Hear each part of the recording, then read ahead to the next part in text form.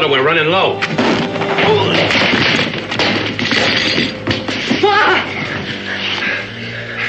Your mother's ballot bills. Quickly.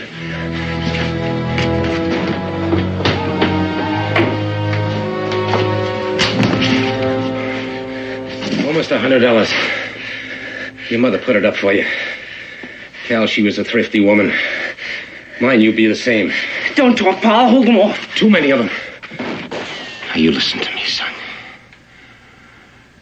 A man that won't face fact when he's got to ain't worth his salt. Now, use the tunnel. Take the Spanish horse and make for Boone's Burrow and get to Daniel Boone. Your mother had kin there, Baltimore. And Daniel will help you locate them. I'm not going to leave you, Pa. That horse. That's all I've got to give you. I think his lameness can be fixed. And he may be of some value sometime. Take good care of him, son. And maybe someday he'll take care of you.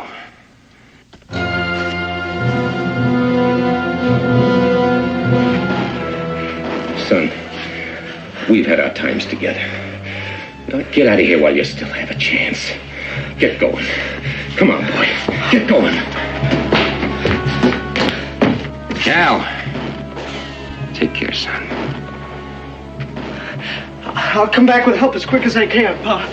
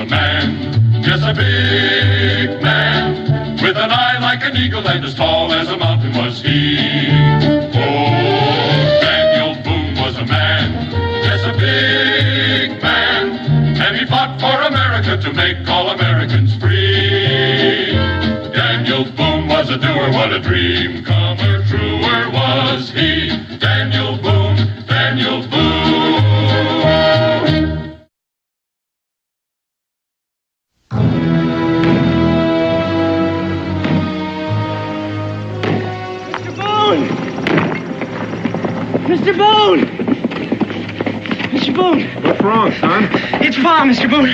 Shawnee jumped us right after daylight. Shawnee? Yeah, about 5 or 6 of them. Pa got some before he was hit, but he's hit awful bad, Mr. Boone. I'd have gotten here quicker, but Gideon's still pretty lame. You want me to go to the fort for help? There's no time for that, Becky. But, Dan! It's all right. It's likely just some renegades looking for what they could steal. Dan Calvin's just a boy. You don't know what you might find. Caleb Trevor's his father, Becky. There's something a man has to do, even a young one. He'd never forgive himself if he didn't go back. Chavez will take care of his horse. Come on, son. Yes, sir.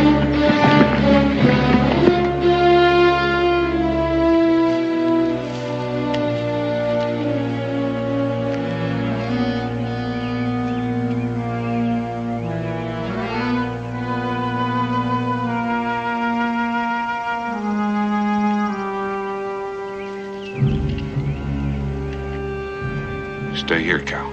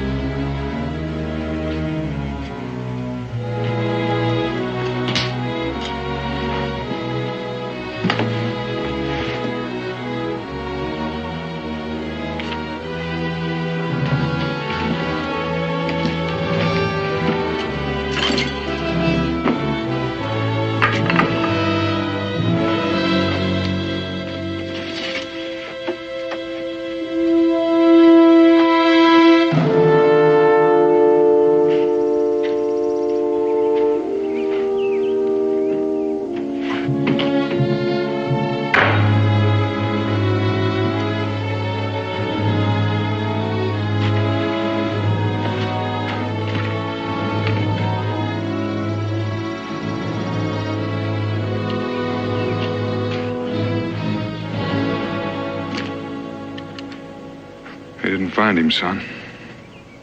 He made it to your tunnel somehow. He's dead?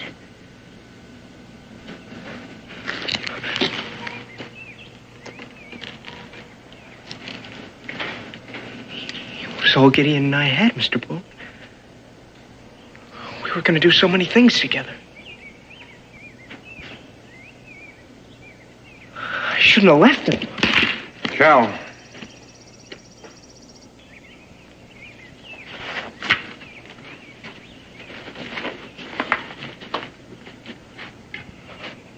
Pa said Gideon would be faster than any of them once we got his limp cured. And that's a chore you can finish, isn't it? It won't be the same now. No. That's the way your pa would want it. I want to see him. Believe me, Cal, I know what's best. Something to remember, Cal. Nothing never ends. It's always the beginning of something else. Why don't you go on down to the creek and wash up, get your wind back. I'll be along directly.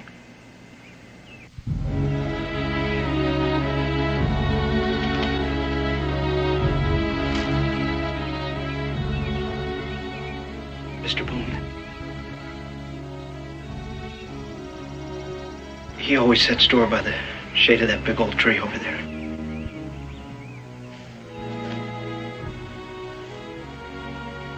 Can't think of a likelier place, son.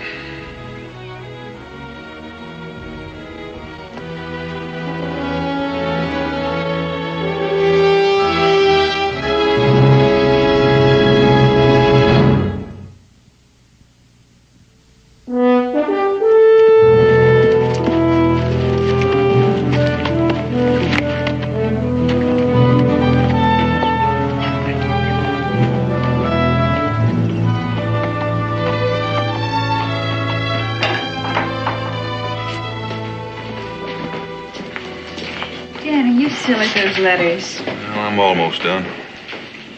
Think you'll be able to locate Calvin's folks? Caleb Trevor didn't leave much to go on. I doubt if he heard much from his wife's people after she died. And they may be a little difficult to locate after all this time. I'm worried about that boy, Dan. I was thinking, if you say so, we can keep him here with us. We could. And we will, if it comes to that. But he needs his own kin, his own blood. He needs to belong. There's no way we can give him that. Just concerned about him, that's all. You know, if I'd give you leave, you'd mother the whole world, Becky Boone. Now, don't worry about Calvin. He'll make his own way. And that's best. Gideon, come on, you gotta try. You gotta put your weight on it. You're favoring it too much, boy. Now, come on. Come on.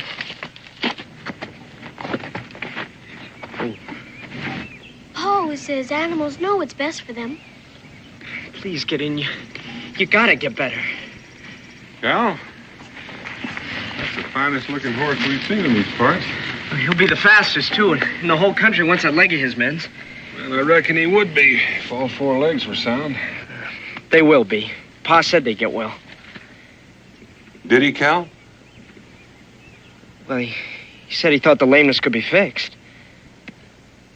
How long ago was it those drovers left him with you? Almost 14 months, but he was getting better. And he was lame when they left him? Yes, sir. But it was that ride over here. I rode him as hard as I could. It sure didn't do that leg any good. Well, he's got a bowed tendon, Cal.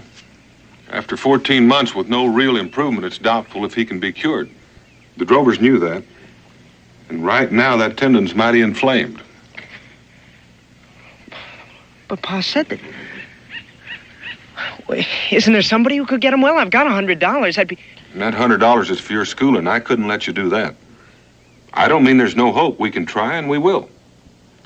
Right now, he's got a fever in that leg. And that's the first thing we got to take care of. Cal, what do you reckon would draw that heat out of that leg?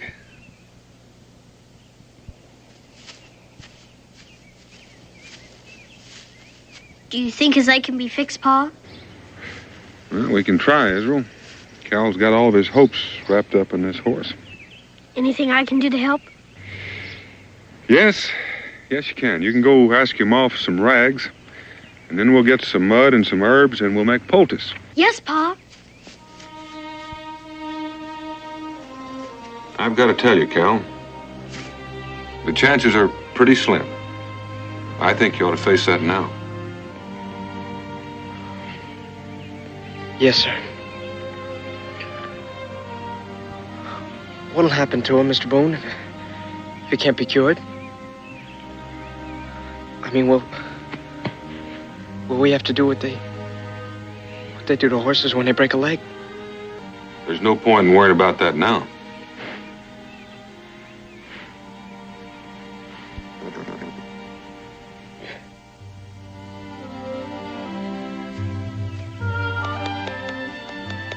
Just pat that on the sore part, Cal. Yes, sir. It'll strengthen the tendon. It's strong. It'll burn for a bit. Burn? It's all right. It's got to be done.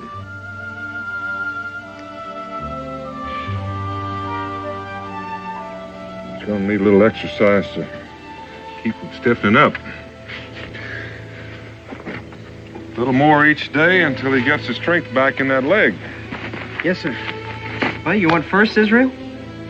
We're gonna make him the fastest horse in Kentucky, the Virginia, and the Carolinas, too. Well, like your pa says, we're sure gonna try.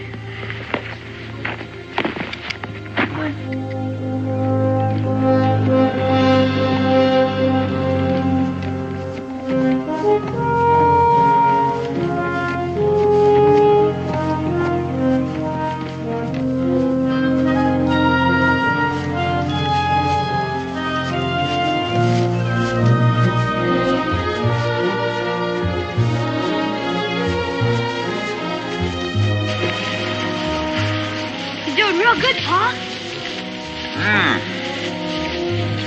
Oh, boy. Good. Inflammation's gone down. You can start riding him a little in a few days. Give him his rub down. Yes, sir. Come on, get in.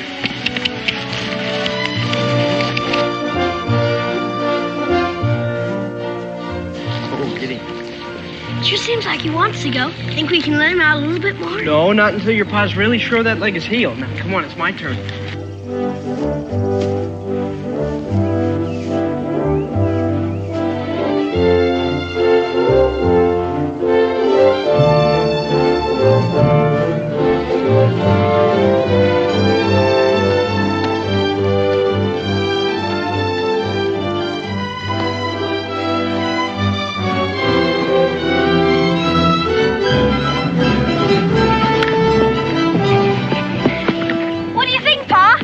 Looks like you got him warmed up enough.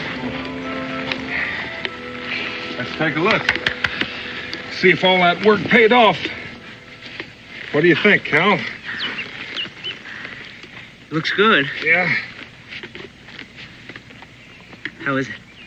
Sound as $1. You sure? See what he'll do. I'll give you a mark, Cal.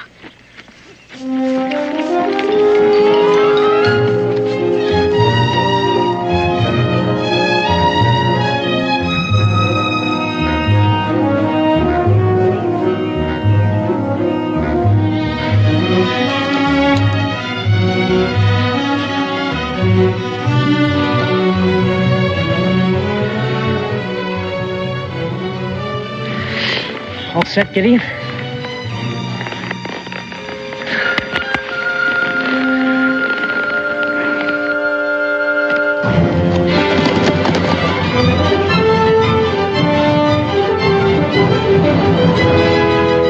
Come on, Cal! Come on!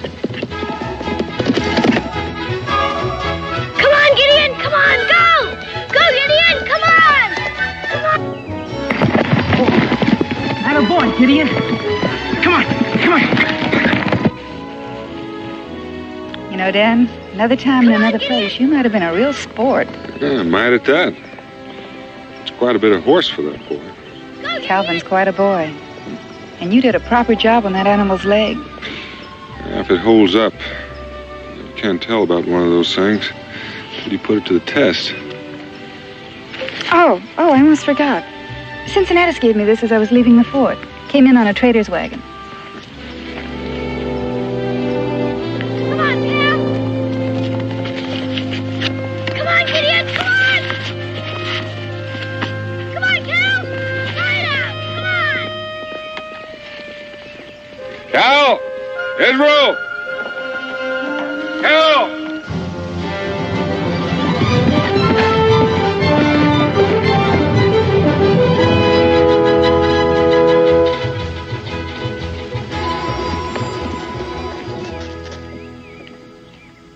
Dan, are you sure Calvin will be all right? Becky, I won't leave him in Williamsburg until I'm sure he's in the right house. Well, I want to thank you for everything, Mrs. Boone. I'll never forget it here. You're always welcome to come back, Cal. Thank you. Maybe your aunt and uncle let you come back for a visit before winter. That'd hardly be fair, Israel. They have quite a bit of getting acquainted to do. Spring, then? Well, I'll sure try. Where's your money, Calvin? Oh, I have it right here. And you make sure it stays right there. Yes, ma'am. Well, so long, Israel. You watch out after the place, son. Okay, Pa. Bye, Becky. Bye, Dan. Bye.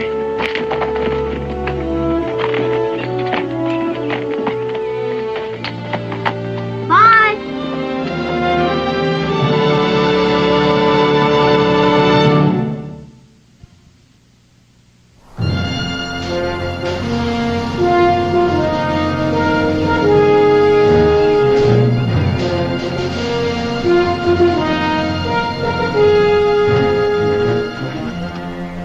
Whoa. We may be here 2 or 3 days, Cal. Long enough to find somebody fit for you to travel the rest of the way with. How would it strike you to sleep in a real bed tonight? It'd strike me fine. And, no fault to your camp doing, Mr. Boone, but a kitchen-cooked meal go pretty good right now. I think we passed a stable back there. Why don't you see to Gideon? I'll go find the landlord. Hey?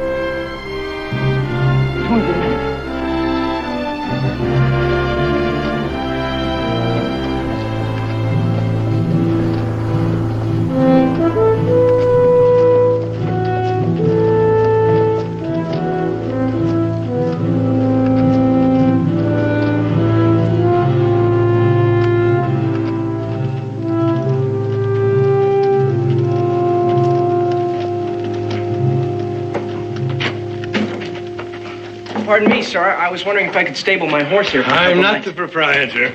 Oh, well, is this gentleman over here the proprietor? No, he is not. He works for me.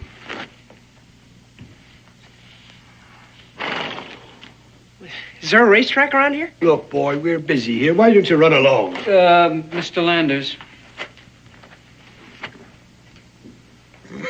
Well, You interested in racing your horse, boy? from the looks of the animal, I'd guess the answer was yes.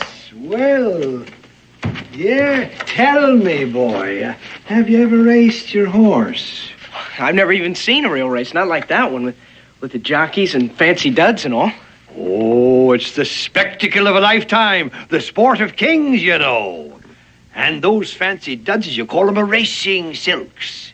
Every stable has its own colors these days for pride and identification.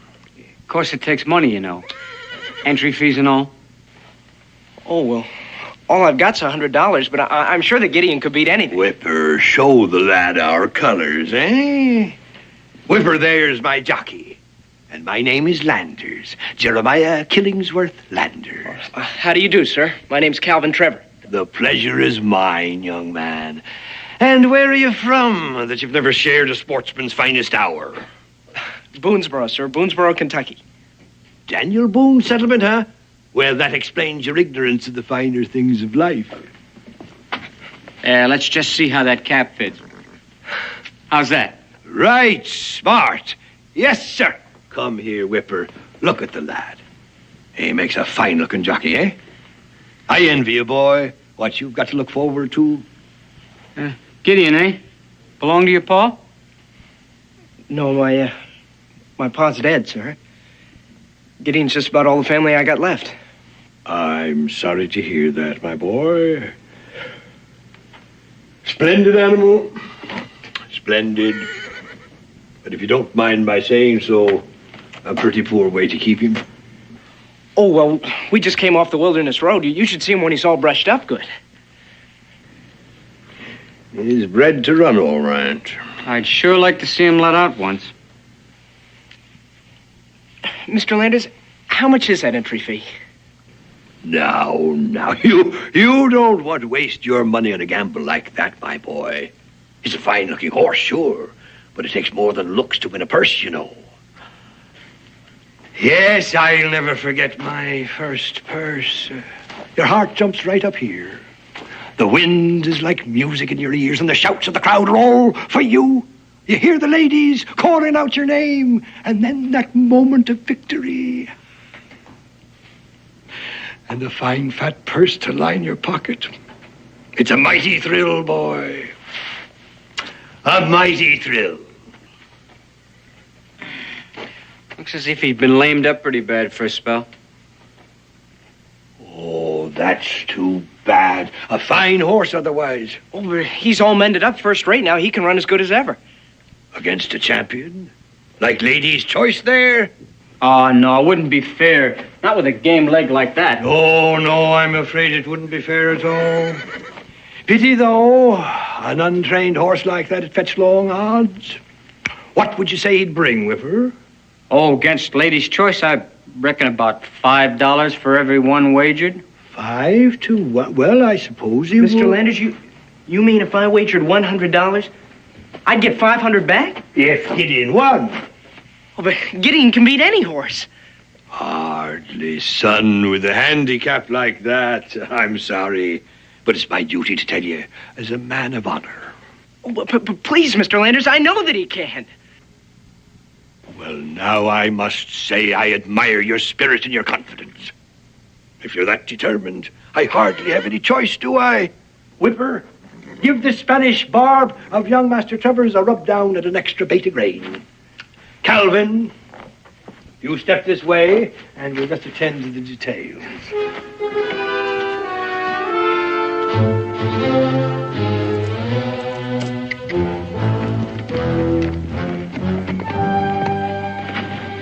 But, Mr. Boone, my pa said that Gideon would take care of me. He wouldn't my want you to schooling. get it that way. But, Mr. Boone, don't you realize And I'm sure he wouldn't want you to risk all the money you have in the world. But Gideon won't lose. Cal, you've never even seen Lander's horse race, and chances are you've never seen a horse race. And yet you're willing to put yourself up against a man whose business is horse racing.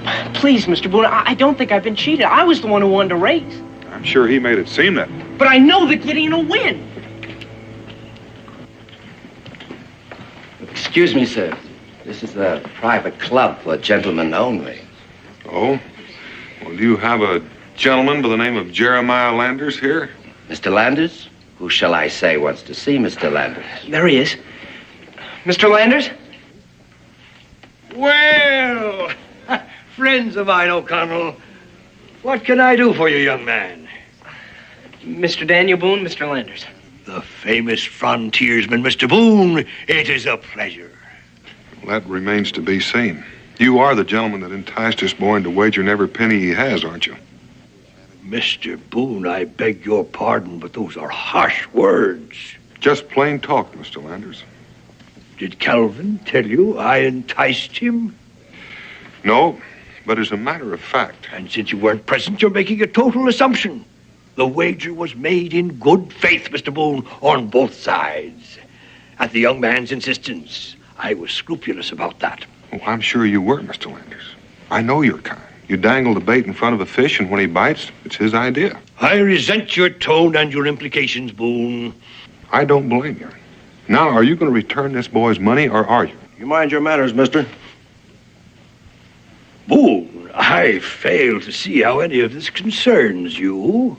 Daniel Boone, what are you doing in Williamsburg? Squire Breen. What a pleasant surprise. The Turf Club is honored. Calvin Trevor, Squire Breen, an old friend. How do you do, sir? Pleased to know you, son. Is there some problem, Daniel? Well, there won't be if this gentleman will return the money he took from this boy. Took, Daniel? Now, he called it a wager. Squire, I protest this indignity, and on club premises. Gentlemen, there is no need for public display. Will you follow me, please?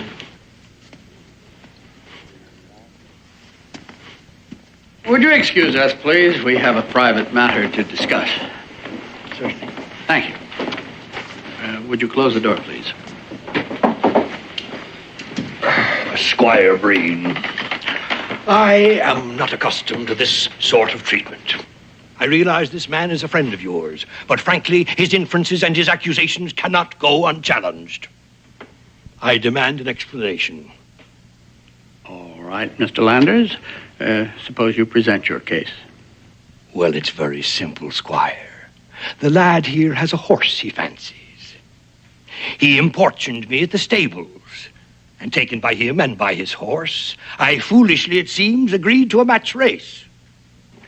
With a $100 bet, a professional jockey and one of the fastest horses in Williamsburg. At 5 to 1 of my own money, Boone, show me anything wrong in that. If Mr. Landers is guilty of anything dishonest or dishonorable, the Turf Committee is empowered to permanently bar him and his horses from every racetrack in the country. He will never race again. You do own the horse, son? Yes, sir. You understand the wager with Mr. Landers? You made it willingly? Yes, sir. You see, some kinfolk near Baltimore offered to take me in. And, well, I reckon they're on kind of hard times. Leastways, they couldn't come and fetch me after my pa died. Yes, go on. Well, I had this $100, and it didn't seem like much for anybody with an extra mouth to feed. But $600 now, that seemed more like a fair amount. Maybe get me some schooling, too. You see, Squire, Calvin has never ridden in a race before. His horse is untrained. That horse and the $100 is everything this boy has in the world.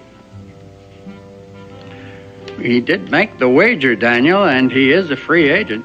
You understood the risk? Oh, yes, sir.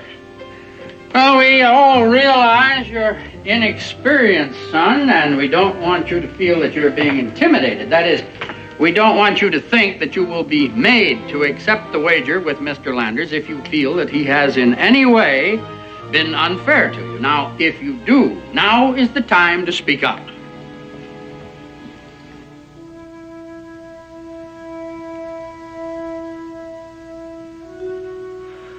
I reckon you'll hold it against me if I say I want to go ahead. Oh, son, as long as you know the facts, it's your decision.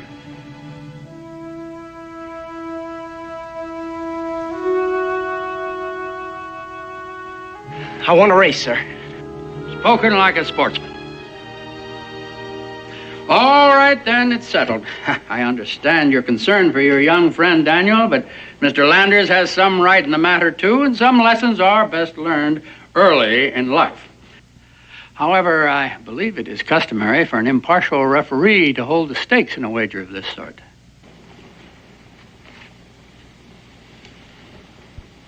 You do intend to cover, do you not, Mr. Landers? Indeed I do, Squire, and at 5 to 1. Just a minute, Squire. As long as we have to have this race, it seems to me that odds of 5 to 1 against an inexperienced rider and an untrained horse are rather unfair. Valid point, Mr. Boone. I think 8 to 1 would be proper in the circumstances. Don't you agree, Mr. Landers? The race will be run on the meadow on my property. Any objections, Mr. Landers? Not for me, sir. Will 9 o'clock in the morning be acceptable to both parties? Suits me fine. Yes, sir. Then it is settled. Grateful for your interest, Squire.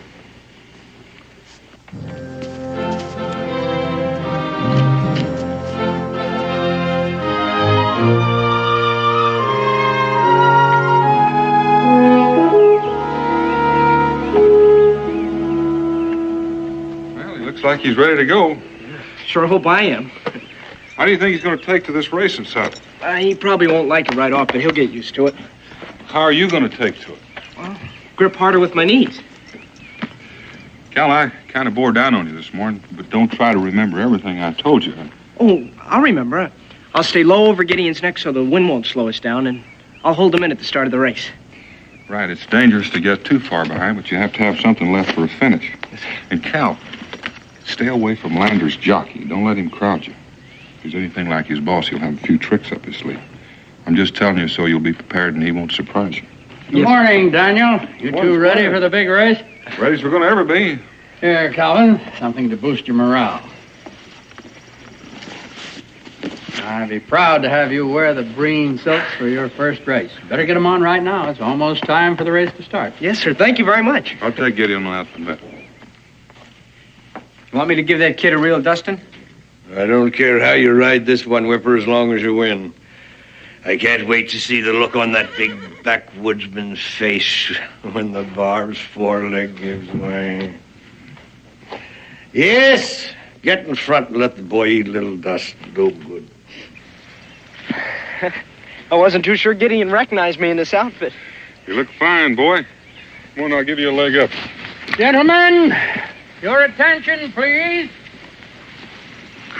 It is now time to race. The course for the race will be this straightaway meadow track. You will start at the pole at this end of the meadow. Race between these poles, around the pole at the other end of the meadow, back up the track with a final turn around the starting pole to the finish line here. The signal for the race to begin will be a shot from this pistol. Are there any questions, gentlemen?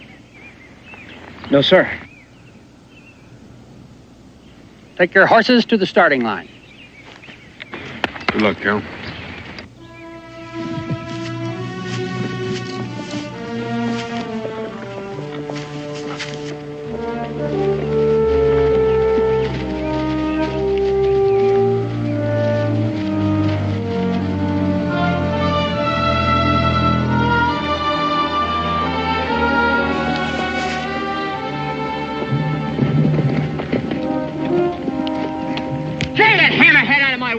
Keep that whip to yourself, will you? Gideon's never been touched. It's about time he learned a few things, kid. It's about time you learned a few things, too.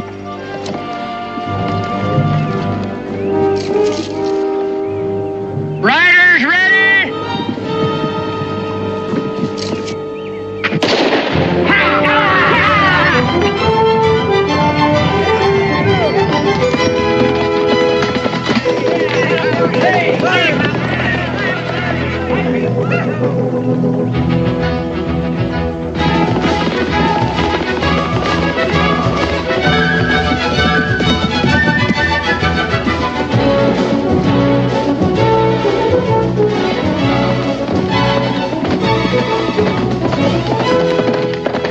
You're a good teacher, Daniel. That boy can ride. Now it's up to the horse.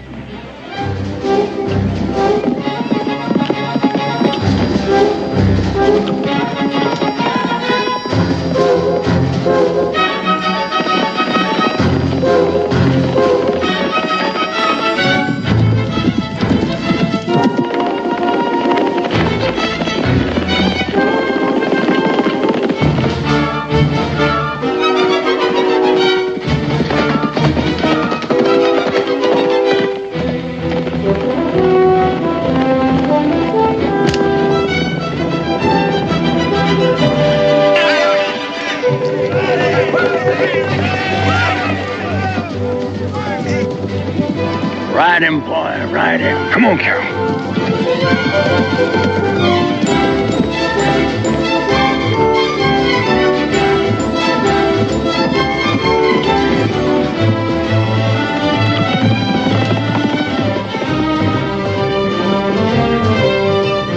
Come on, Cal.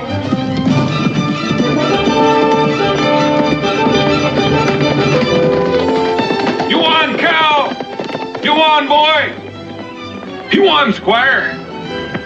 You know what that horse would be worth on any track in Virginia, Daniel? $1,000, as he is, without any training. Well, I reckon he's worth a lot more than that to Cal about now. He did it, Mr. Boone. He did it easy. The two of you did, Cal. Good luck. Splendid ride, son. Splendid. Mr. Landers.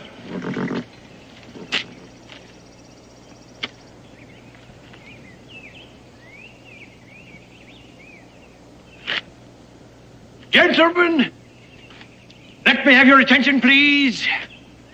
I have an important announcement to make. My associate, Mr. Slade, here, has just brought me proof of something he suspected when he first saw the winning animal in this race. I have been betting against my own horse. What do you mean, Landers? I mean the Spanish Barb actually belongs to me. Under the circumstances, I declare this race a no contest, and I demand that all the wagers be returned at once. That's what he's been up to all along. He's been after Gideon right from the start. This is highly irregular, Landers. But, Squire, I have the proof right here. Whatever that is, you cannot declare no contest on your own. That's a matter for the Turf Club Committee.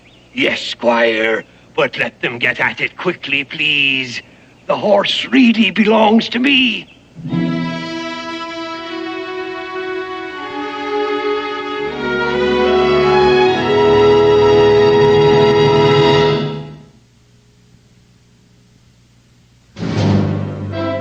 Certainly appreciate the time, Squire. This may not be as simple as it seems on the surface. That's exactly why we organized the club, Daniel. We volunteer our time to settle any disputes as fairly and amicably as possible. You can't ask for more than that. Well, gentlemen, I'm happy to say I think this will not take all day. Here is the bill of sale. And I have all the other documents with me. Gentlemen, I have a bill of sale for a yearling Spanish Barb that was bought in at auction in New Orleans.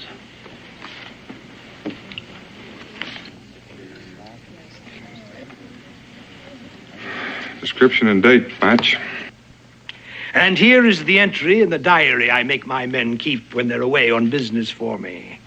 It clearly states the same horse pulled up lame and was left with a man named Caleb Trevor near the settlement at Boonesboro. There's no question but what it's the same horse.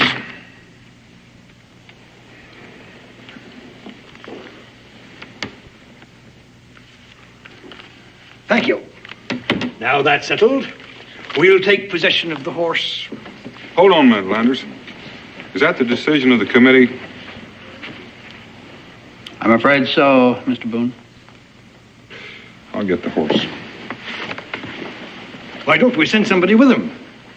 He and that boy could sneak that horse of mine so far away I'd never see him again.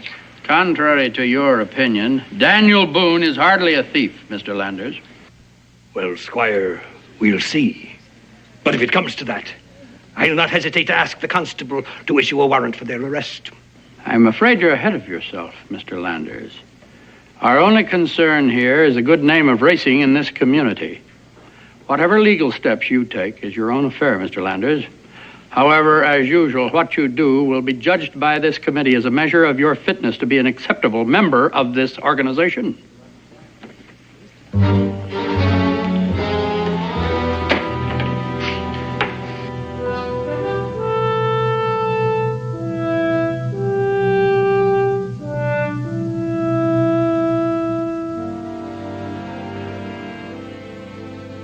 I knew you'd outrun that horse, Gideon. Pa was right. And now they want to take you away from me. It's not fair. You're my horse. You belong to me.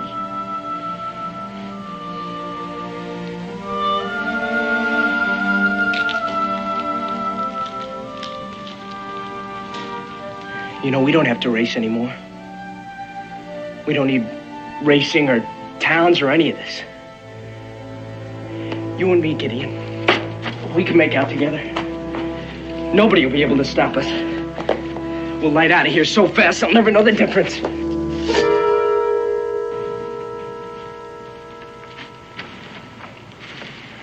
I never figured you'd run from trouble. I'm not going to let them have Gideon. Cal, you were called upon to become a man real early in life. You've done a real good job up to now. I don't care what that Mr. Landers says. Gideon doesn't belong to him. When those drovers left him with Pa and me, they gave up claim to him. And now that he's sound again, it's just not fair. Maybe not. All of what you say is true, Cal. But Landers has a legal claim on that horse.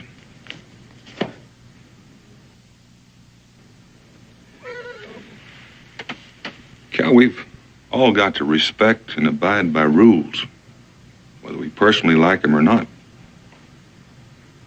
Otherwise, we're outside the law. And when you're outside the law, you can't expect its protection. So if you take Gideon, the law will be obliged to come after you. Mr. Boone, I just can't give him up. My pa said for me to hold on to him. I knew your pa, Cal. I'm sure he said a lot of things that might help at a time like this.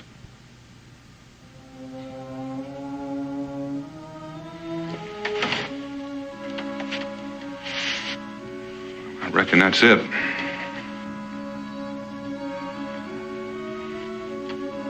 I'm sorry you feel that way, Cal.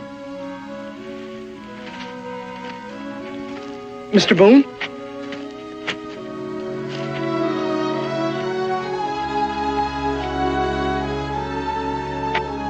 My pa said that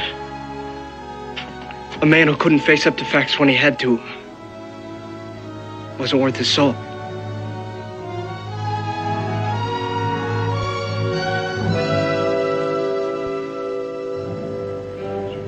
Mr. Landers? They're coming. Boone and the boy.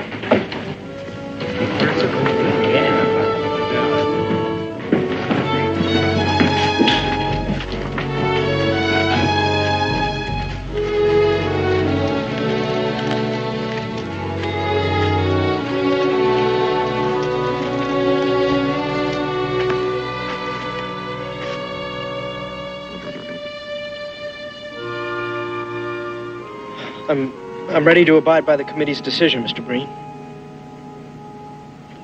All right, son. Whipper, take care of the barb. Goodbye, Gideon. Come on.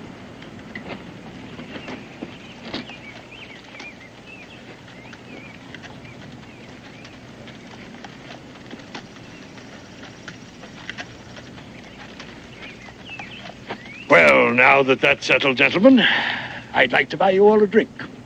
There's one thing that's not settled yet, Mr. Landers. The wager.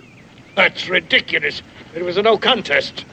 Well, now, the way I see it, it was a wager that one horse would beat another. Ownership has got nothing to do with it. Gentlemen, the decision of the committee is unanimous. In the interest of sportsmanship and fair play, we hold that the race today was a valid contest. And the wagers staked shall now be the property of Master Calvin Trevor. Squire Breen. You still got the horse at a bargain, Mr. Landers. Of course, if you would be interested in selling... Just 1 minute, Squire. There's still a small matter of paying this boy for taking care of his horse these past 14 months. A valid point, Mr. Landers. All right. At 85 cents a week, $50 ought to take care of it. That may be the going rate in Williamsburg, but it's different in Kentucky. Now, just a minute.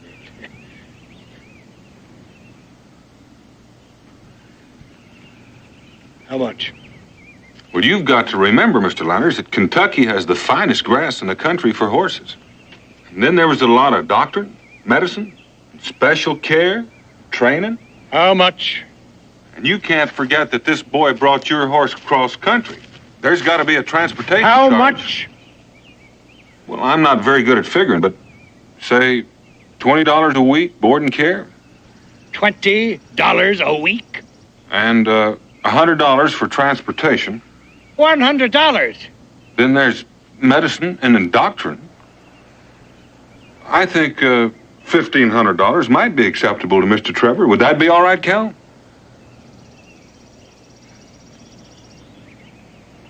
Are you going to stand there and sanction this highway robbery? Well, your drovers never made an agreement with Mr. Trevor, I understand. Therefore, it seems perfectly proper for Mr. Trevor to present his bill for services rendered. For $1,500? What? It's more than the horse is worth. There might be a way of settling this, Mr. Landers. If you were to give Cal here a bill of sale to that horse, he might call the whole thing square. Sounds like a sensible solution. That is, if it is acceptable to Mr. Trevor. Boy, it sure is.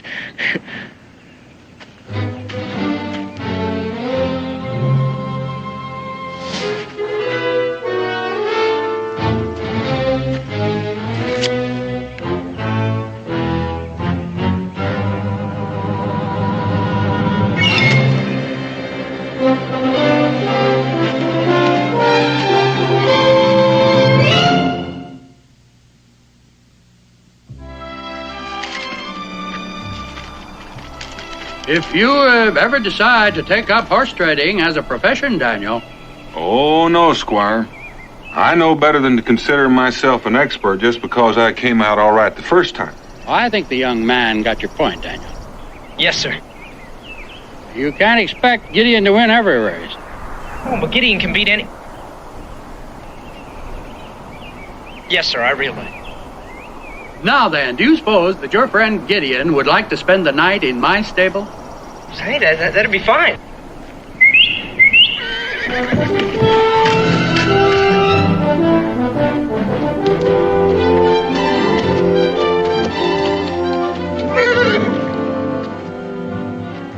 Well, I'd be honored to have the two of you spend the night with me, too. We could talk about getting Calvin to Baltimore over supper. I might even take him over myself. Well, now, Squire, you wouldn't have in mind Gideon taking on some of those high steppers in the city, would you? I might. I just might.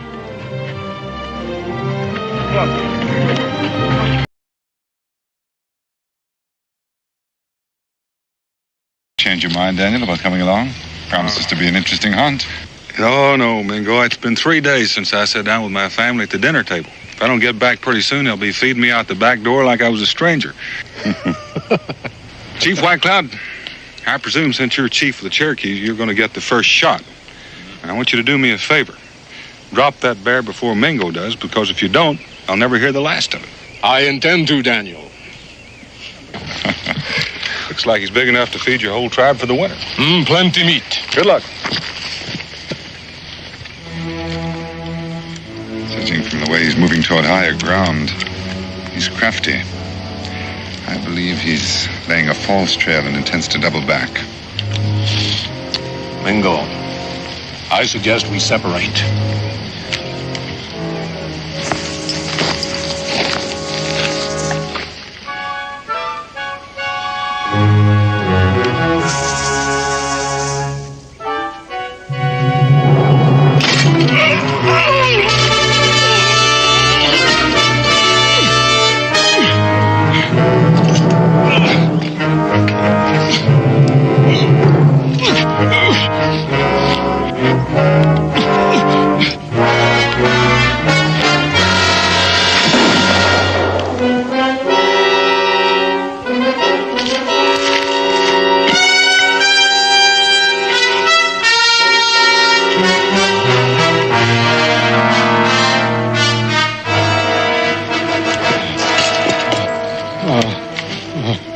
Mingo, man.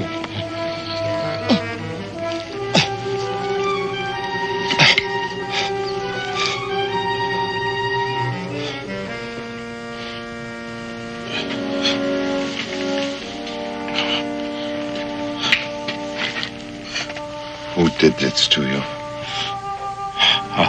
A white man. One who looks from the red man with eyes of hate. But, my friend, he is but one white man.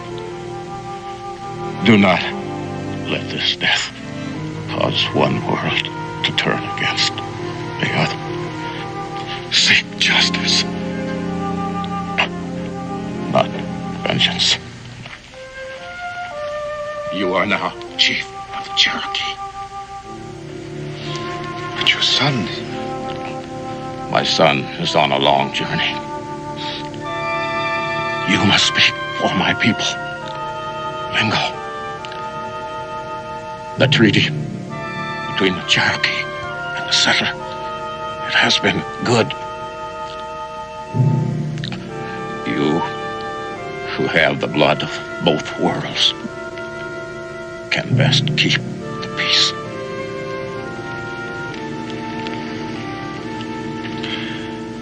It will be difficult when the braves find out it was a white man.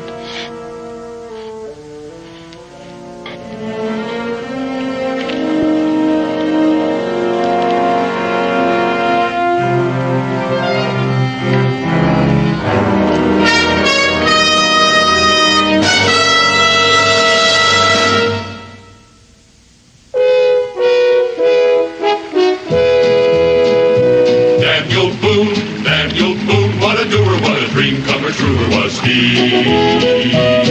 From the coonskin cap on the top of old Dan to the heel of his rawhide shoe, the rippin'est, roaring'est, fighting'est man the frontier ever knew. Oh, Daniel Boone was a man, yes, a big man, with an eye like an eagle and as tall as a mountain was he.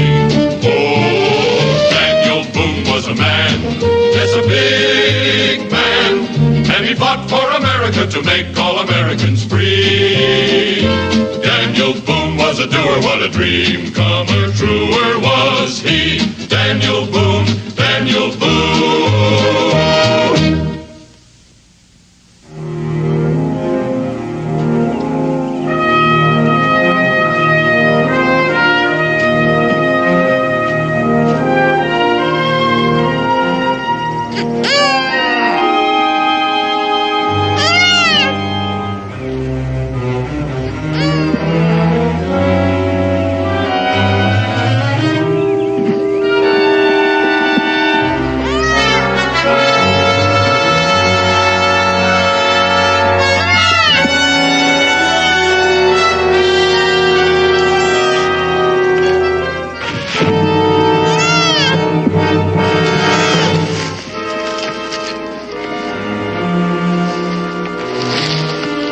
Jiffy.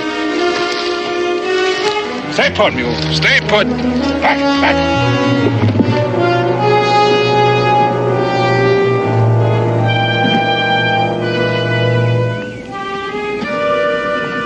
All right, take it easy, friend. I'll be with you in a minute.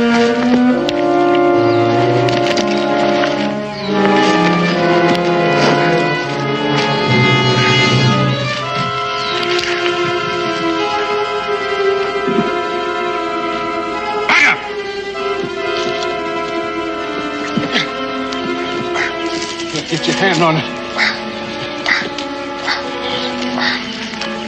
Here! Easy, friend. Easy. Go on!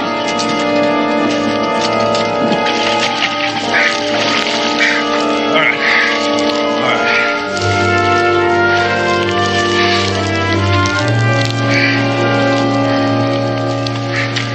right. Much obliged. Hawkins, Sam Hawkins. Sam Hawkins. Daniel Boone. Boone? I heard tell of you. Well, maybe I shouldn't ask how you got in there. Maybe it's best you shouldn't. Near dark. Hate to see a man journeying wet to the bone, his belly empty. I'll make you a proposition, Boone. I got a grizzly half-skinned up there. You start a fire and I'll cook us up some meat. You got yourself a deal.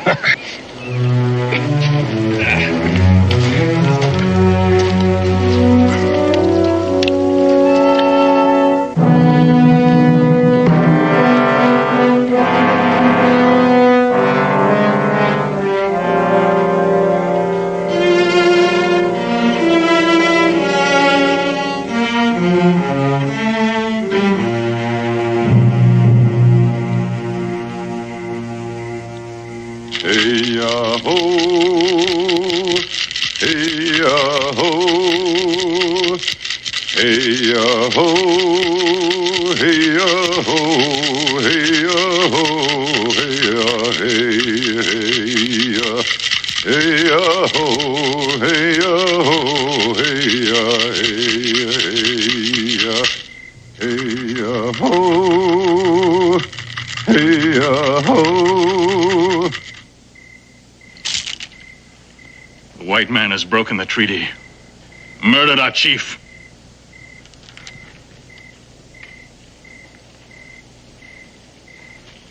Spit in the face of the Cherokee. There will be no war paint. The treaty will be honored. It was the wish of White Cloud. Honor? Where is the white man's honor? He who killed our chief must face Cherokee justice. One man. Yes, I agree. The murderer will be brought to Cherokee justice. He will lose himself in the white man's world.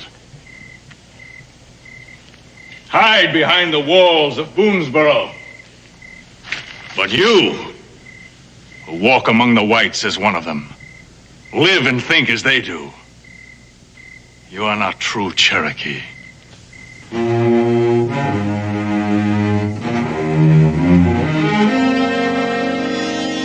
I will find the murderer of our chief, and I will kill him.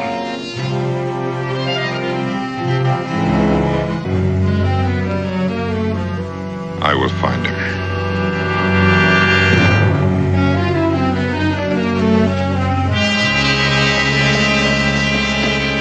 My cabin's just through the trees over there. How about having supper with us? My wife and son would want to meet the man who saved my life. Well, thank you, Daniel.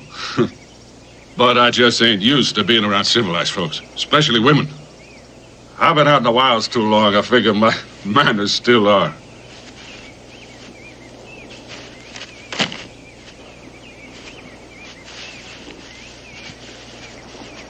Yeah, Daniel, it's yours.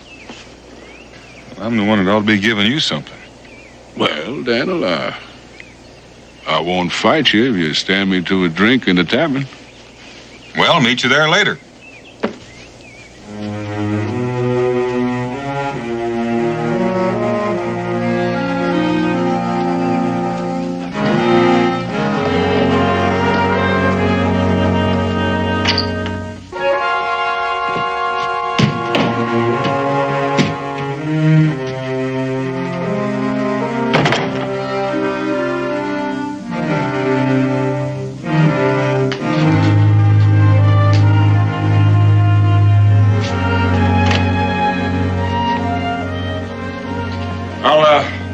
With you on those skins after a drink. All right, sir. What'll it be?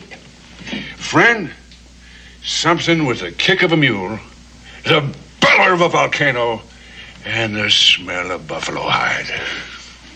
I think I got just the thing for you. Oh, well, set her down, set her down.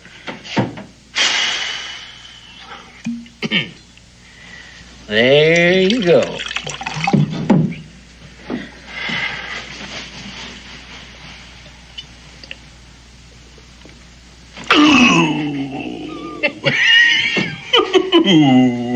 There ain't many men can handle more than one of them at a time. Well, you're looking at one. Name of Sam Hawkins. Yeah, Cincinnati's here. Join me. Much obliged.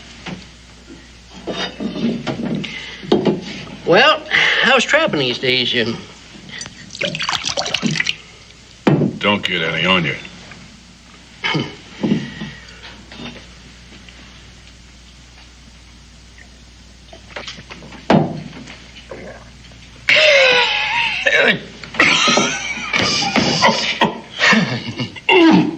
Brother, how do you keep that potion corked?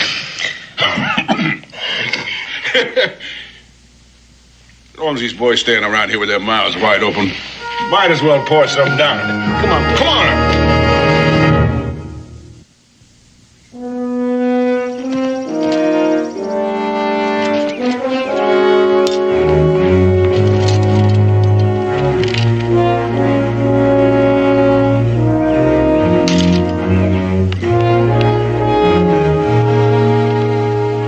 Look, Cincinnatus, let's you and me have another. You really want another one, huh? Sure do.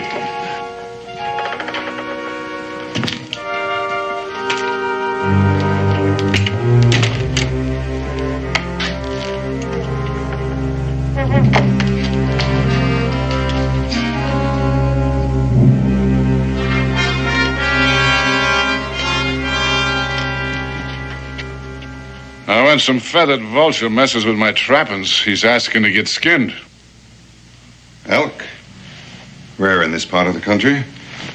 The only elk existing in this territory are in Cherokee land. Well, now, what makes you think so, Injun? Only a few migrated to the north of here last year due to a shortage of food. White hunters killed most of them. Those that survived the slaughter found sanctuary on Cherokee hunting grounds. The Indian kills only what he needs. Well, now, it's none of your nose, Injun, but that's just where I come from. North. There's elk so thick up there, they warm themselves at your campfire. I took this skin 4 days ago, north of here.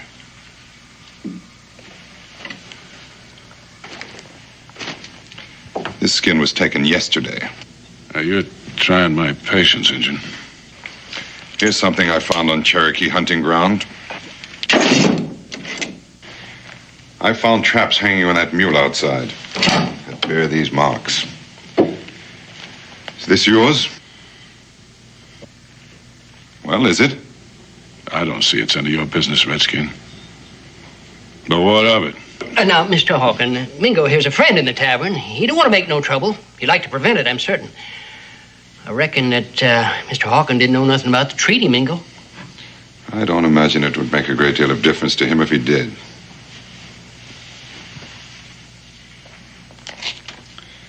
Chief White Cloud is dead. Murdered. I found him with his leg crushed in this. I set my traps. What kind of varmint walks in them, I got no say. I don't take to drinking around with no liar. So's one of us is going to have to say his goodbyes. Cincinnatus, pour me a drink. Never mind, Cincinnatus. You can have mine. Riled. Fire-eyed and touchy as a tea-snake. Look at there. Can't wait to collect myself another white scalp. What's the matter, Injun? Only scalps in your wiki-up women's and kids? Now you're trying to get yourself a man's?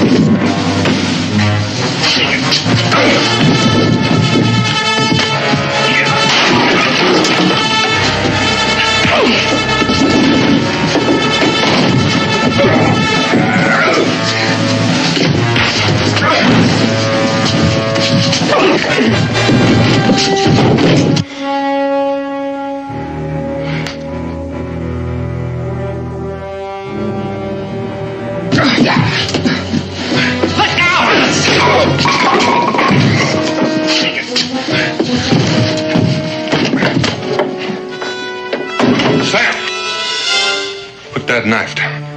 Let him go. Now, Daniel, this is a personal matter. Drop it. Daniel, I figured you for my friend. Well, I am. So's the man you're about to use that knife on. Like I said, he's a friend.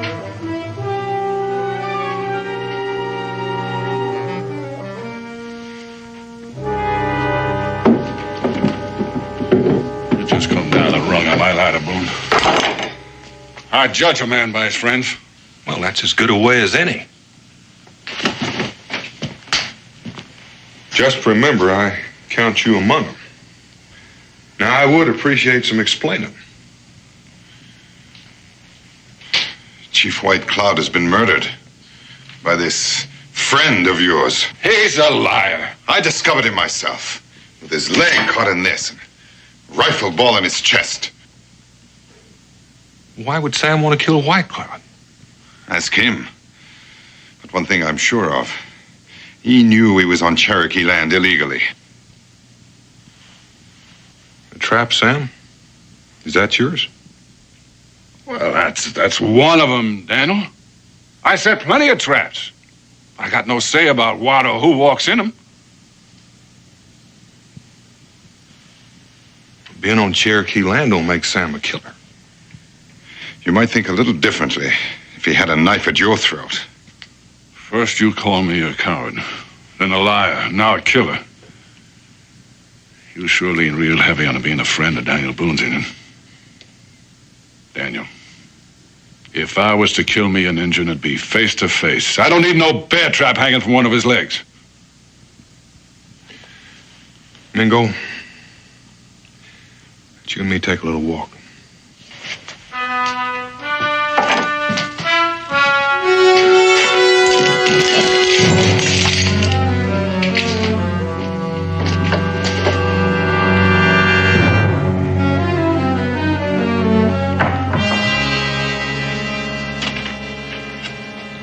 Mingo, those are mighty strong charges.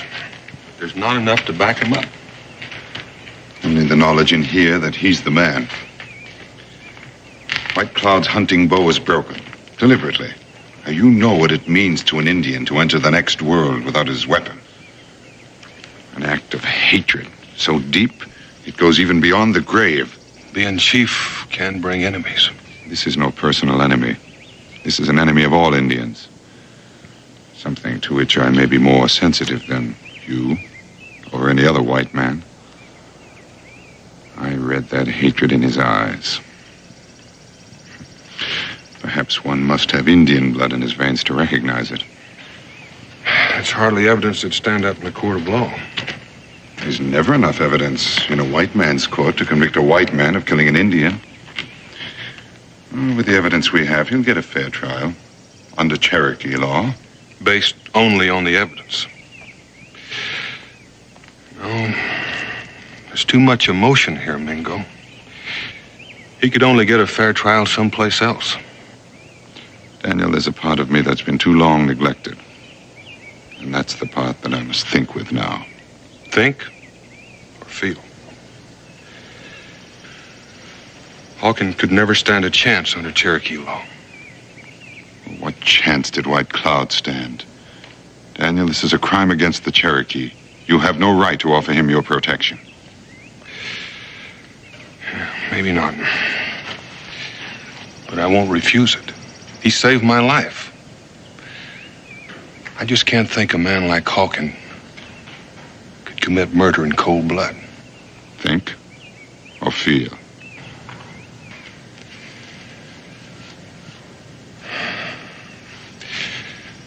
Explain to the new chief how I stand. You already have. While White Cloud's son is away, I am the chief. Taking quite a big load on your shoulders. I don't know what I'd do if I were in your place. I do.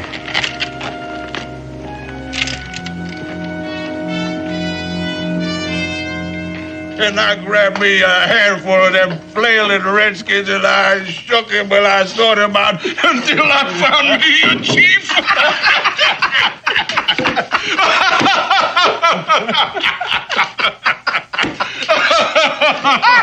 I tell you, that was just a funny thing. Well, Daniel, it's good to see you without your redskin brother.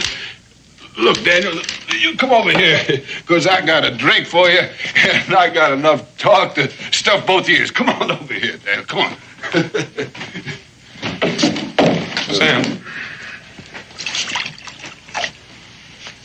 I don't like asking questions twice, but for my friend Mingo, I'm going to. Well, then, Daniel, you ask away, and I'll answer straight. Oh, Daniel. Now, look, I admit I killed my share of redskins. I admit it. But I don't have to shoot a bird in a snare. All right, Sam. I believe you. But I wouldn't bet on those Cherokees. And you best stay off their land. Their land? Their land? Well, pretty soon they're going to be doing their hunting right here. They just might, for you. And my advice would be for you to stay put here in Boonesboro for a while. If you leave the stockade, you just might end up facing Mingo on his terms. Now, look here, Daniel. I ain't a man to live neath a roof or back of fences. And I ain't never curled my tail under for no man, and I ain't starting now. Besides, Daniel, they don't worry me none. They worry me. Well, Daniel, for you, I'd dig a hole and I'd pull it in after me. I would. Now, come on, drink up.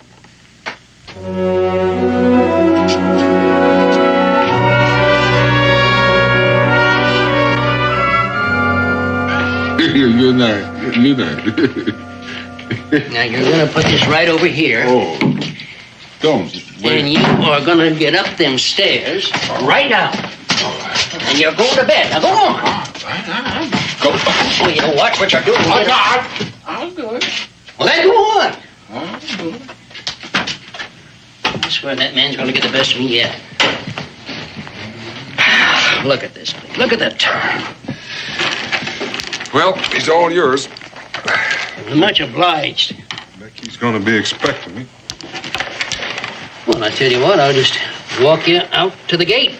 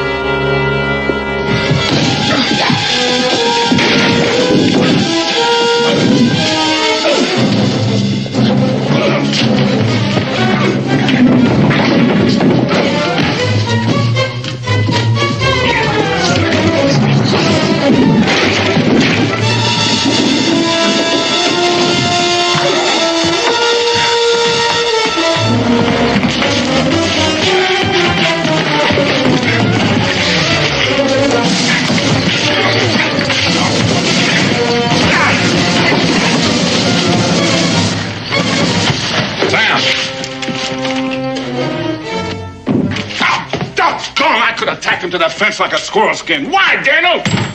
Doggone it! Now that Injun is going to coil himself into some rock. He's just going to wait for me to come along. You know they was trying to kill me? They could have done that from the window. And there's no question about it, Sam. The Cherokee are bound and determined to have you stand trial. I'm going to tell you again, you stay put till I tell you different. You try slipping off, and you're going to find me harder than those Cherokee braves.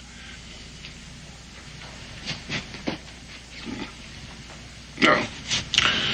Thanks, Daniel, for plucking them redskins out of me. Let's return the favor, Sam. Well, I reckon that little old bed's gonna sleep just dandy. That Hawkin fella, the next drink he gets from me is gonna be turpentine. Isn't that what you always serve?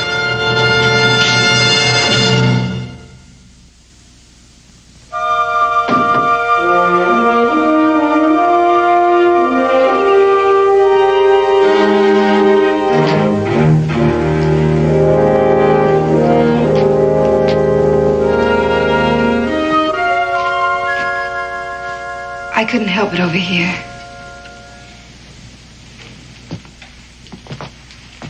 Dan, what are you going to do? Don't have much choice, Becky.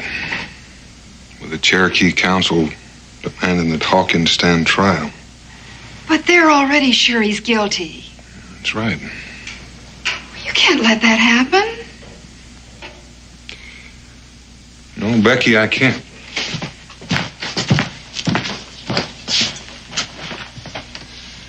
I'll be back in a few days. Be gone just long enough to take Hawkins to Salem. But won't Mingo and his braves try to stop you? You'll try, Becky.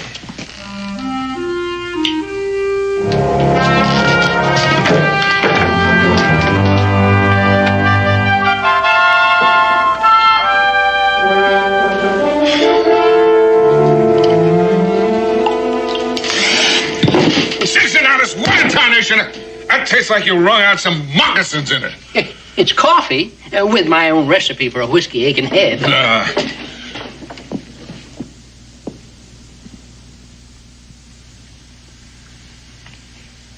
What's the matter, Daniel? Something wrong?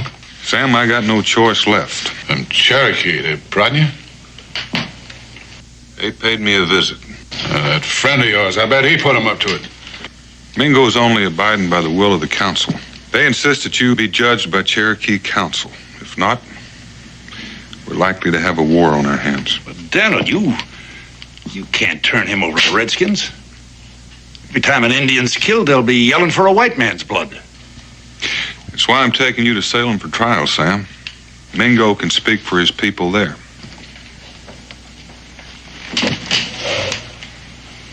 A court of law? Jail? Maybe. Till your trial comes up. Oh, Daniel, I lived wild too long to be caged. I like sleeping under the sky, waking up with the sun in my face. Only thing in this life I'm afraid of is four walls and a locked door.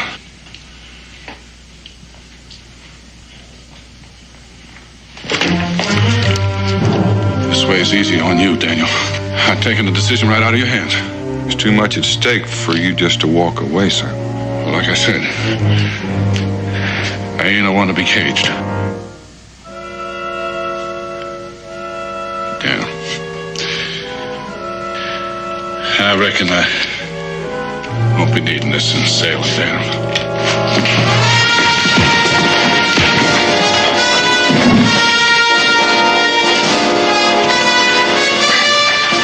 Sorry, Daniel. Kentucky's getting too small for me. Bye, friend.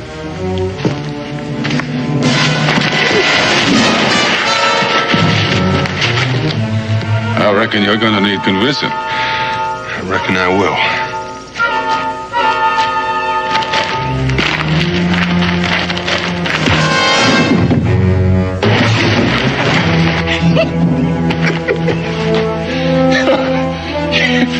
If there's one thing I can't do more than strong whiskey, it's a good fight. And I guess I found me one.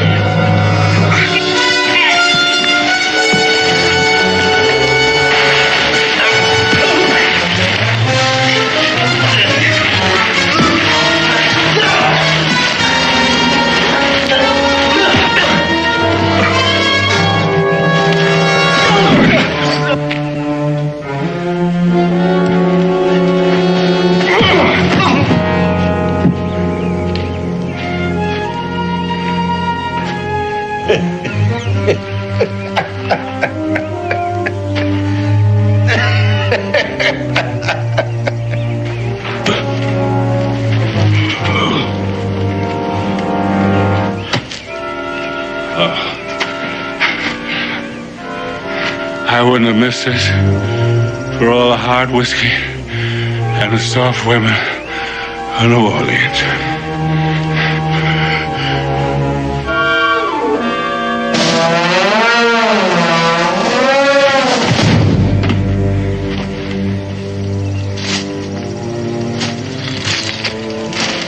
Hold up, Sam.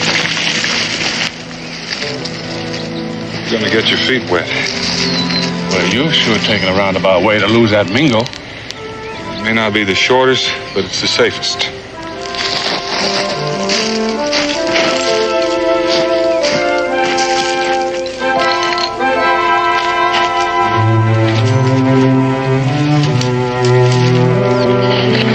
Daniel, I've been thinking. Now, this injured friend of yours, now, he's got a real way with words. Now, supposing that judge in Salem believes him instead of me. I can outfight any Indian, but he's handy with talking and most with a tomahawk. Well, nobody gets judged just on talk, only on proof. You got nothing to worry about. Judge may sing jeers a little bit for trapping on Indian hunting grounds. Well, that kind of eases my mind, Daniel. Better than gurgling at the end of a rope.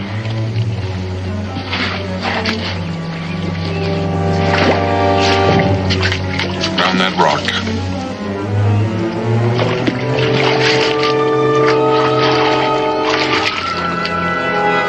Climb out on that log. Doggone, Daniel, but we're going back the same way we come. Like you said, Sam, we're going to go the roundabout way. Back into the water on that log.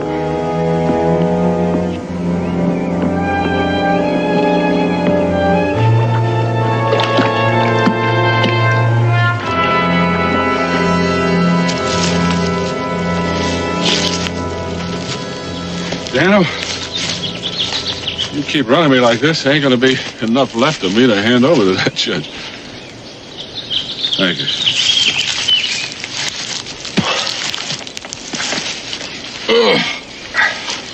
You sure must hold that half-breed hide. I do. Yeah, well, Cincinnatus told me they only wore moccasins on his mother's side. But just being part Indian sours the whole barrel. But man, to feel as you do, you'd have to have good reason. I wasn't born hating. One night, I seen this fire light in the sky. Homestead. Time I got there, it was near burned out. Indians torched it. I drug out an old woman. So small, why, you could hold her in the cup of your hand. Delicate like a hummingbird. Not enough breath in her to blow out a candle. From the signs, there was 5 of them. So I put the old woman in the ground and said a few words over her. And then I tracked them Indians till I found them. She was my mother, Daniel. I'm sorry, Sam. But I've seen the other side, too. The only thing makes Indians different than wolves and snakes are 2 legs. They ain't people, Daniel, not like you and me.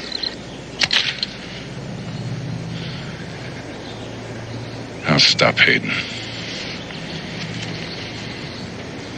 The day I die.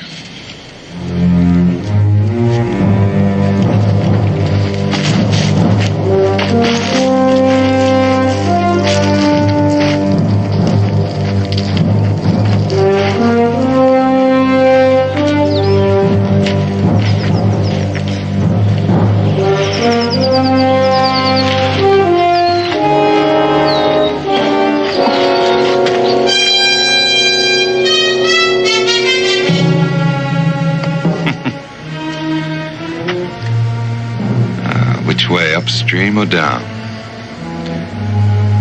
You've bought yourself some time, Daniel, but it remains to be seen whether it's enough.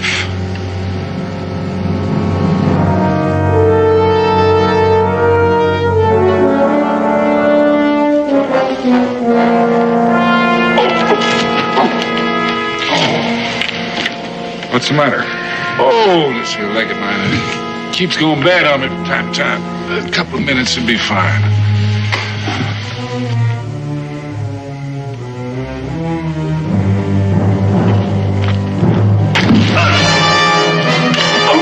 No, Daniel. That arrow could just as easily have gone into his heart. He's going back for a Cherokee tribe.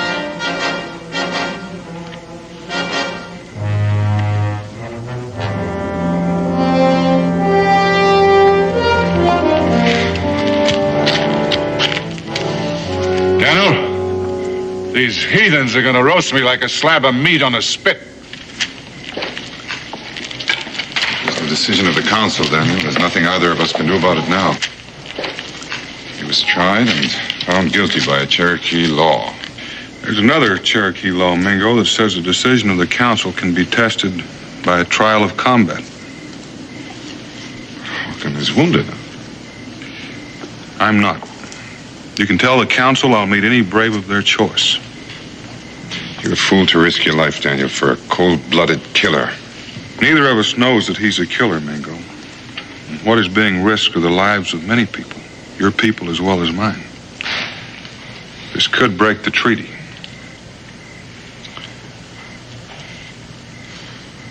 I'll speak to the council. The decision is theirs.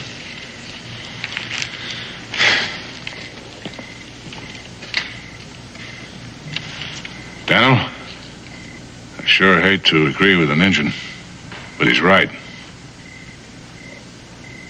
You're a fool.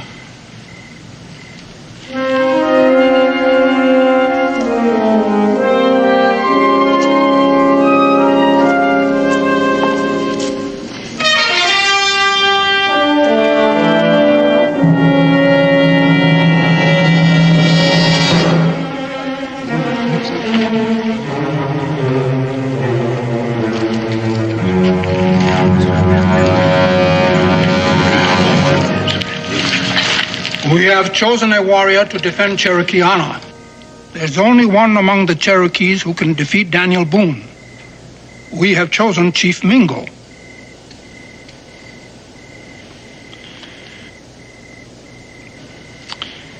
The council honors me in its choice. I will defend the right of the Cherokee with all the skill and strength at my command. And with your life. It will be a fight to the death. You or Boone must die.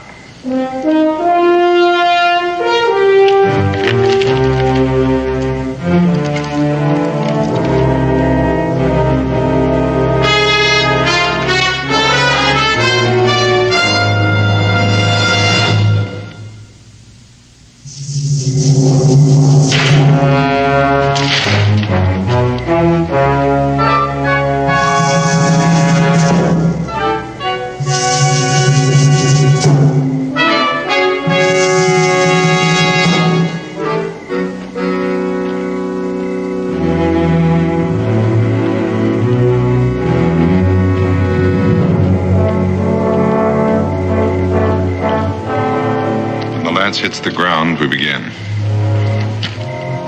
By the time it burns out, one of us must be dead. Or we both die.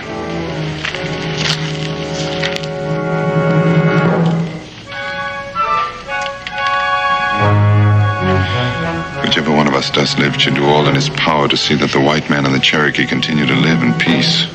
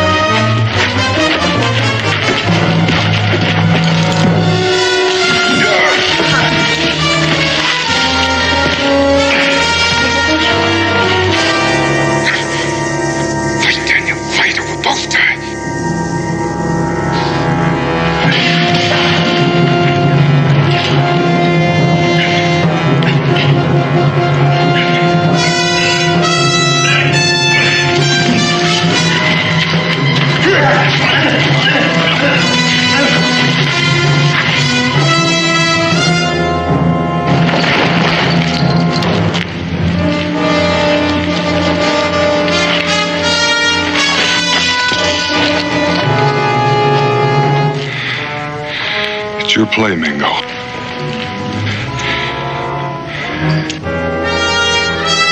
You'd best make it.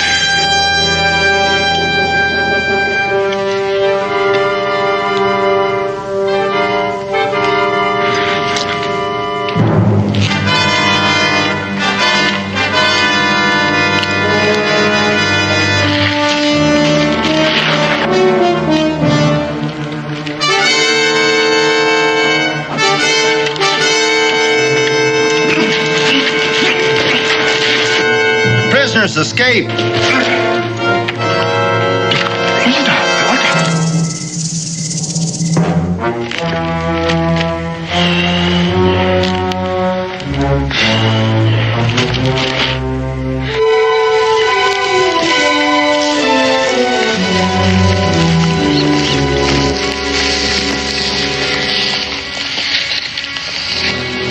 Heading for Shawnee country. And if you'd follow toward the river, I'll cut over behind the hill and approach from the other side, just in case he's planned an ambush.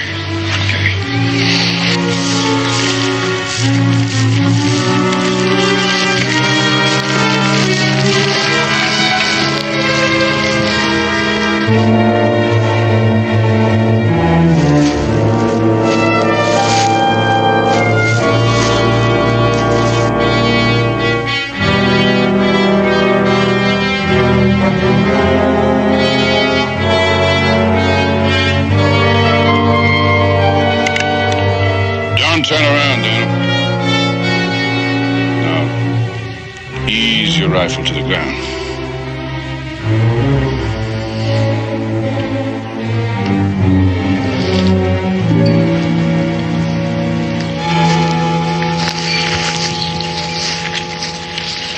I see you won, Daniel. Nobody's won yet, Sam. You fixing to take me back to them Cherokee? Back to Salem for trial. Sorry, Daniel.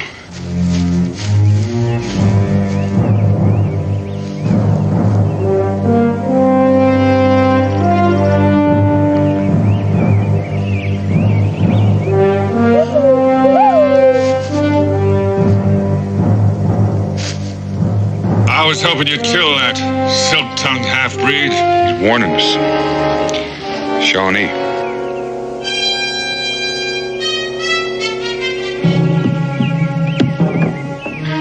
Clear out of here before they spot us. Where to, General? Shawnee up ahead and Cherokee still making a dance around my ashes. I figure I'll take my chances with the Shawnee with a rifle in my hands. I'm beholden to you, Daniel, for saving my hide from that Cherokee fire. It ain't a man's way to die. At least a half a dozen of them, Sam. You're gonna need help. Yeah, Daniel, together we can make them turn tail and run like squealing squaws. Fetch your rifle, Daniel.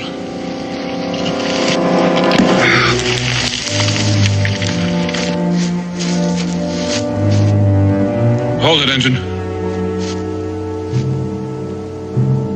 He calls you his friend. If you are, I'd get him out of here.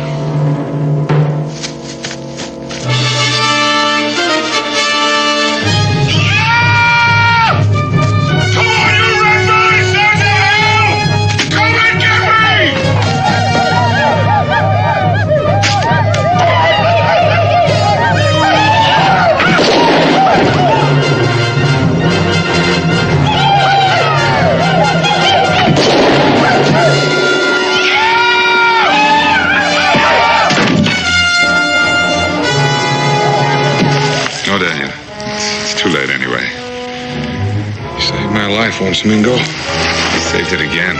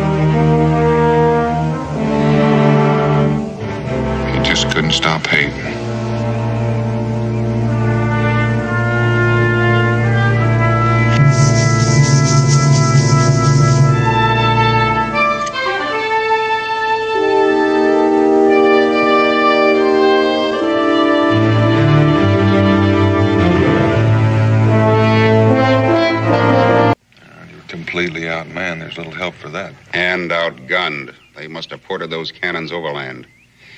Dan, I've got orders for you. You've got to get into St. Vincent somehow and get Cobb out. Cobb? Philip Cobb, a schoolteacher, a patriot, and I guess a genius. He worked out the secret code that the entire Continental Army uses, has been using for months. Now, if the British make him talk, they'll know every troop movement and battle order from Albany to New Orleans.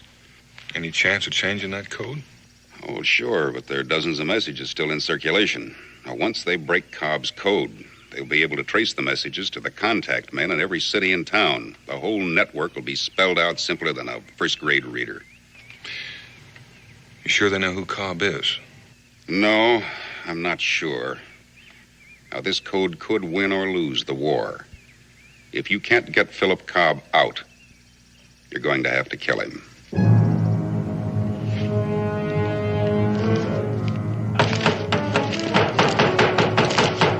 Professor Cobb! Professor! Open up! Professor Cobb! Professor, open up! Professor! Open up!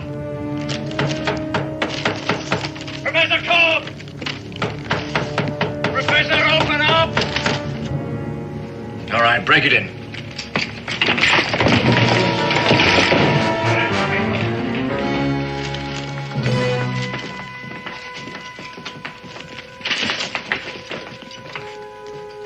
Professor Cobb, you're under arrest. I know. And you also know that the city has been under British military authority since 8 o'clock this morning. It is under that authority that I order you to turn over all notes, papers, and memoranda in your possession. There are no such things in my possession any longer. There they are.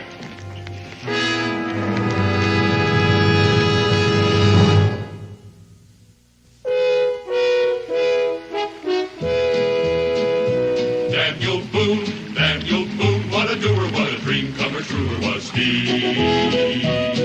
From the coonskin cap on the top of old Dan to the heel of his rawhide shoe, the ripidest, roaringest, fightingest man the frontier ever knew. Oh, Daniel Boone was a man, yes, a big man, with an eye like an eagle and as tall as a mountain was he. Oh, Daniel Boone was a man, yes, a big man, and he fought for America to make all Americans free. Daniel Boone was a doer, what a dream comer, truer was he. Daniel Boone, Daniel Boone.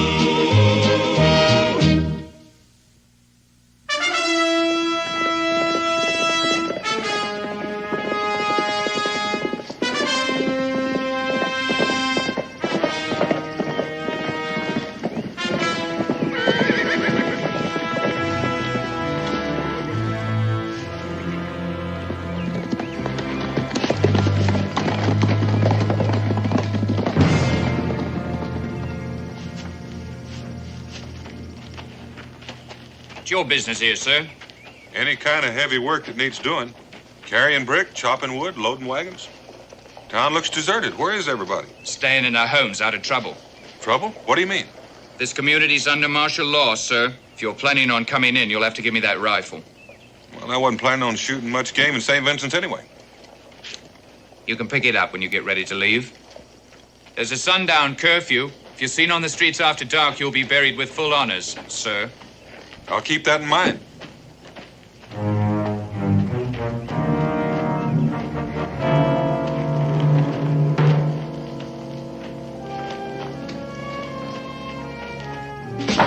How's the bread business? Daniel Boone. When'd you get here? Just now. Any trouble getting in? No. You hungry? You still making those hot cross buns with the honey on top? Sit down. Hot out of the oven, Dale. How's the family? Wonderful. How's yours? Oh, everybody's fine around here except for what's going on out there. A barrier at the edge of town. How many men are usually on it? Just the ones you've seen there. Where's the main encampment? About 3 miles out. They haven't built a stockade yet. Hey, you're not planning on going out there, are you? It depends. What do you know about a man named Cobb? Oh, school teacher? You know, I thought there's something funny about all of that. You here to see him? Yeah. What's funny? The funny thing is that they bothered with him at all. They're not holding him at the encampment. I saw him this morning at the Clifford house when I delivered bread. Is that the end? They're holding him in a room on the second floor. There's a couple of soldiers and an officer. Was he all right when you saw him this morning? Looked kind of pale. Only saw him for a second. They're bringing him out of the schoolroom. Hey, Daniel, what's so all-fired military about a school teacher? Take my word for it. He's important.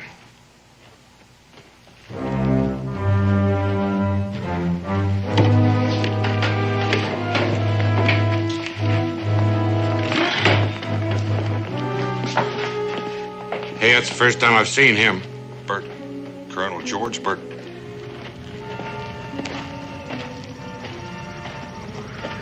These Indians will require quarters indoors. Sir. Where is the prisoner? On the second floor, sir. Max Warner, come with me. If you gentlemen will follow me. You figure he's here for the school teacher? I do. But Daniel, if he knows you, isn't that going to make your job a little bit harder here? Well, we've never met, fortunately. The only time I've seen him is from a distance. He always travel with an Indian escort? No, not always, but he's full of surprises. Does this bakery have a delivery wagon, one big enough to carry 2 people? It'll carry 3. I've quartered the Indians in the ballroom, sir. Is there a fireplace? Yes, sir, but I don't think it'll be necessary. The weather's been quite warm. So it has. However, our allies have many uses for fire, as no doubt you will learn. But never at first hand, I trust. I'm afraid I don't follow you, sir. I have made a study of the various tribes in this area and have found the Ottawa to be the most advanced in the arts of persuasion, best suited to my work. Is that not so, Max Warner? I am not a judge of your work. As you see, they're a pretty surly lot. However, I can deal with them. I've concluded a war treaty with them. Now they're our allies. Does that satisfy your curiosity, Clements? Yes, sir. Sorry, sir. Good. Now, send in Mr. Cobb. I'm very curious to see what he looks like. Yes, at once, sir. Put it back. There's no magic in it. Not your kind, at any rate. Not even a picture. I can read. As I live and breathe, it can read. Tell me, my knowledgeable friend, in your vast store of acquired knowledge, have you come across a manual which describes how an Ottawa brave should address a British officer? That is not mentioned in the war treaty. A guardhouse lawyer. How very tiresome. Oh, good. You are Professor Cobb. I demand to know why I have been held here without being apprised of the charges against me. Let me understand you correctly, sir. Are you suggesting that I should waste my time and yours by pretending that you have been unworthily and unlawfully detained? This is my classroom. I teach school. I was not aware of a law that had been passed forbidding that. Do sit down. At the head of the class, if you please. Once again, I demand that...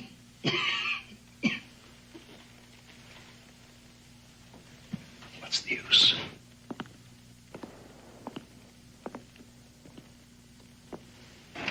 You don't look well. Are you a doctor? In a way. Though I do not treat bodily ailments. His Majesty's government has found me useful in dealing with more pernicious types of disease. Now, sir, if you and I could work out together... You talk too much, sir. Get to the point. Is that the way you talk to your pupils? My pupils, sir, range in age from 6 to 14. I should think a man of your age would know better. I teach the English language. I presume you are an Englishman. Yes. And you, sir, are impertinent. Which of us is the impertinent one is a matter of opinion, Colonel. In any case, I fail to see that I have a great deal to lose, whatever my attitude. Not a great deal, as you say. Particularly since you've already lost your wife and son in this idiotic rebellion. You, sir, are not only impertinent, you're an insensitive boor. My wife and son are none of your affair. But you are, Professor. You are. I have traveled a great distance to devote myself exclusively to you. Are you going to be reasonable? About what? I have been authorized to make the following proposition to you. Upon delivery of your code, you are to be paid a draft upon the Bank of England in the sum of £10,000 sterling. You are to be set free, and no further claims or demands to be made upon you. 10,000. That's truly splendid. A man could live out his life very happily with 10,000. Too bad. Mr. Cobb, I have here in my possession captured documents which prove beyond any shadow of a doubt that you are the author of this code. I see. Now, sir, your answer. No. Your final answer?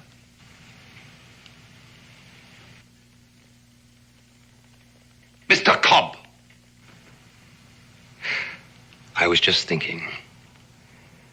Mrs. Cobb would have been very proud to hear about the Bank of England. Yes, sir. My final answer now. Order my execution and get it over with. It's not quite as simple as that. Come here, will you? This is Maxuana, the war captain of our allies, the Ottawas. Ningandi Kotaka. Oh, he speaks English. I'm sure he does. I've known many of his nation. I admire them. And no doubt you're acquainted with their tribal customs. Somewhat. In particular, the treatment that they accord to prisoners. Important prisoners, that is. Torture. I hadn't considered that. Good. Now, will you do so? In my condition, I'd be dead in 5 minutes. On the contrary. Maxuana here tells me that he and his colleagues can keep a man on this side of death, the painful side, Mr. Cobb, for 24 hours at least. They make a kind of game of it. They call it a ritual. It's part of their religion. The prisoner is treated as an honored guest at a great feast. He is alternately tortured and fed. During his rest periods, he is expected to propose toasts, tell stories, share jokes with his tormentors. All this, of course, depends upon his ability to withstand pain.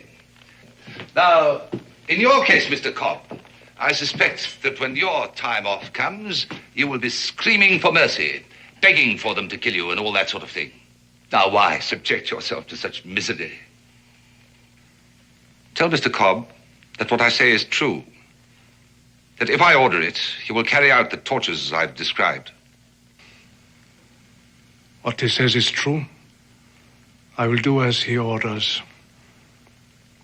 It is mentioned in the war treaty. I'll give you some time to think it over. A little time. Guard! Give me what I ask, and I will send this savage away.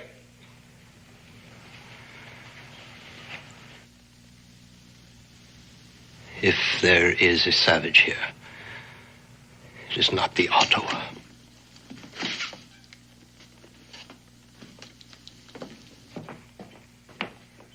Take him back.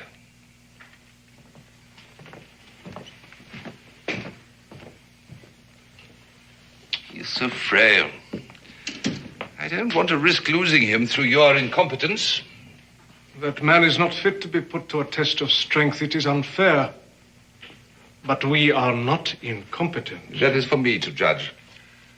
You will select 2 braves to go on a raiding party. For what purpose? You see these?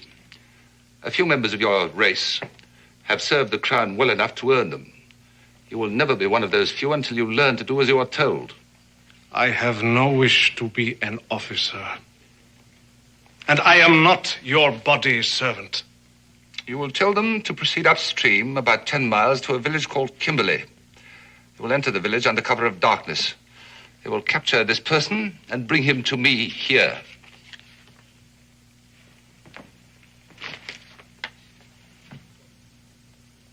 Any further questions? No.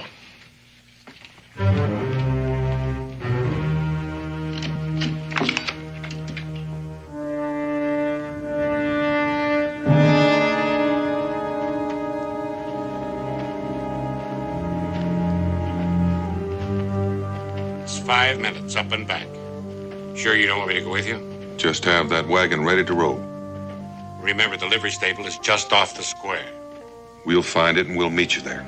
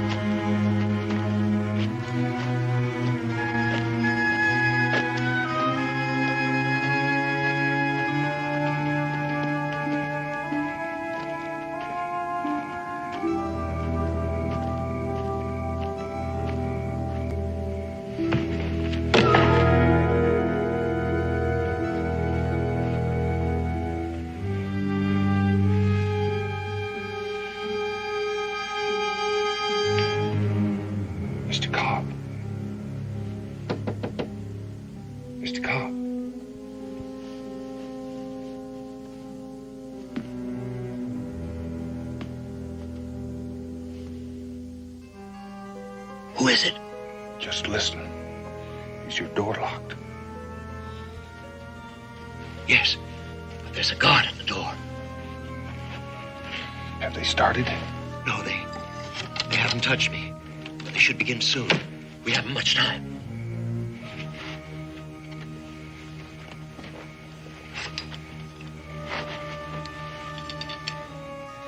This shouldn't take long.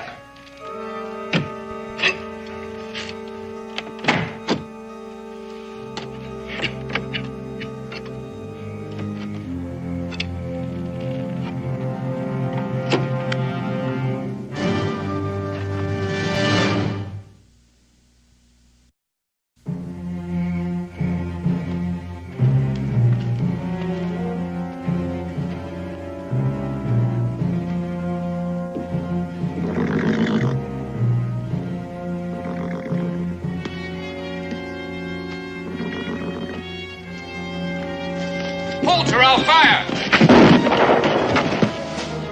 Captain! Captain!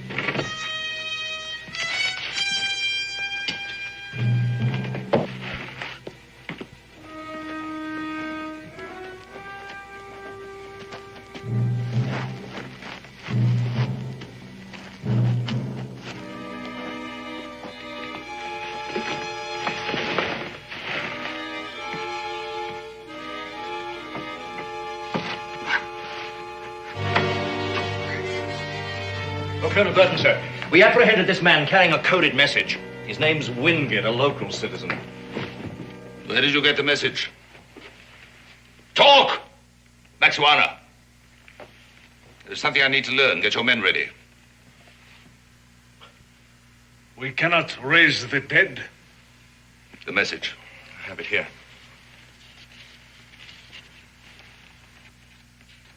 This is too carefully worked out to be a forgery.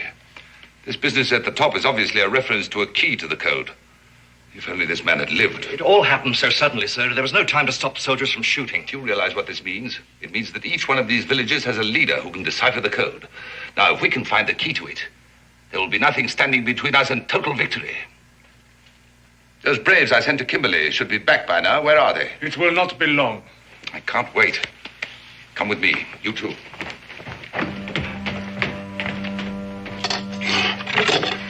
think you can get the boards off in time? You just keep watching that door. Unlock it.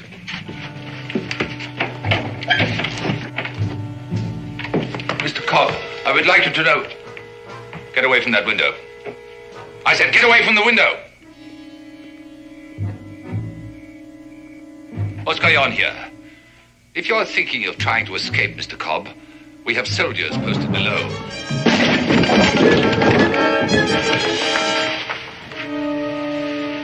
Glad to see you gentlemen are being sensible.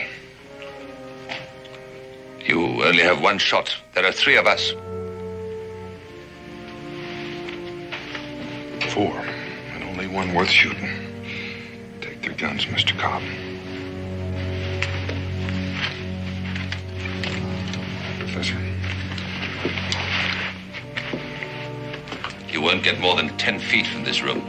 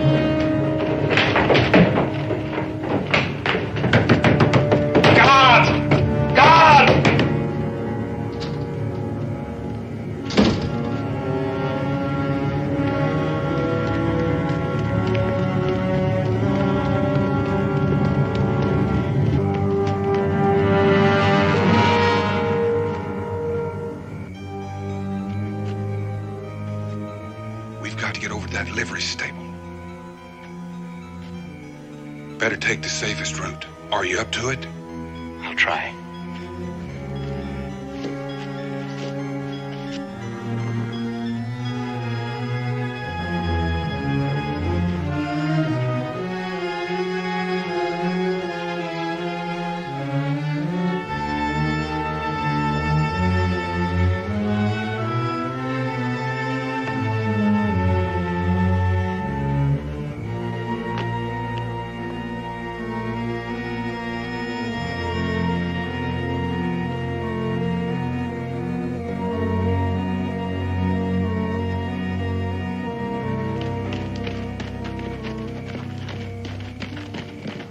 If they escape, there'll be more than one court-martial.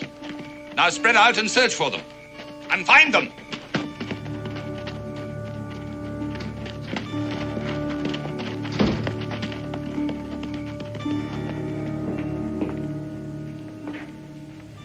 Well? My braves have returned from Kimberley. They have done as you ordered. Oh, well done for a change. Bring them along.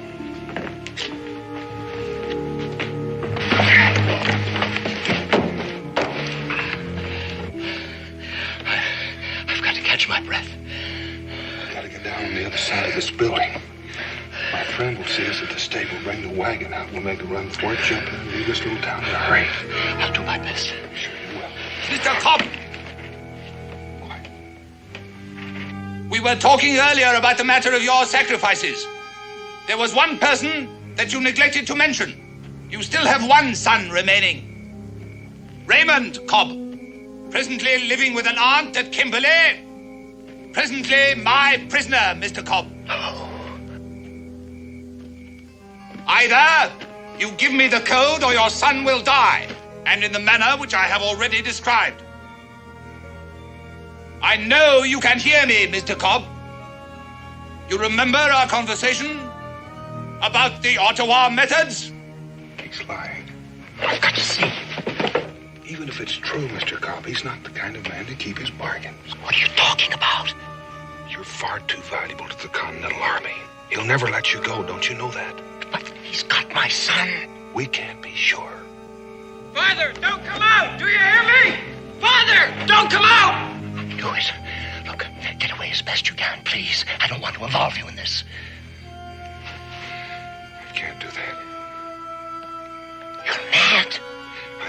you feel. And I promise you I'll do everything I can to get your son free.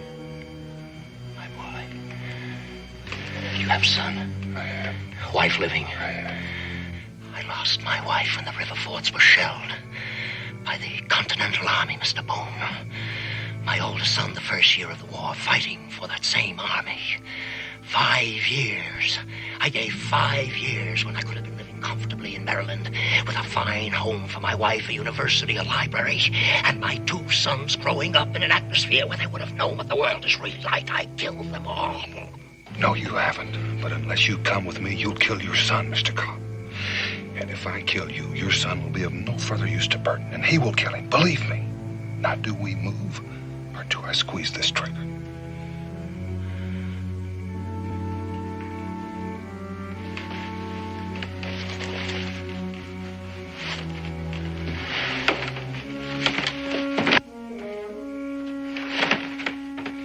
Mr. Cobb, you have put me to a great deal of trouble.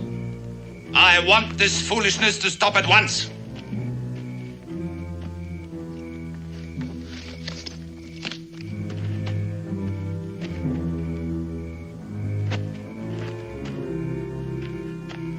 It's just a short run from here. Please, stay out of this. I don't want your death on my conscience. Here! Here I am! Don't shoot! Don't shoot! I'm all alone. The other man got away.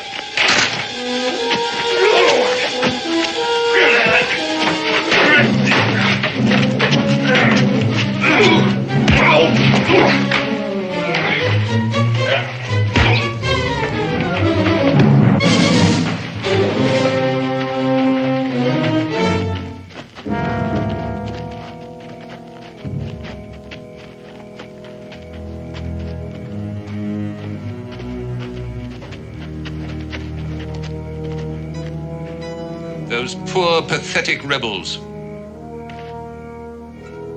See that he regains consciousness fully before you kill him. Inside.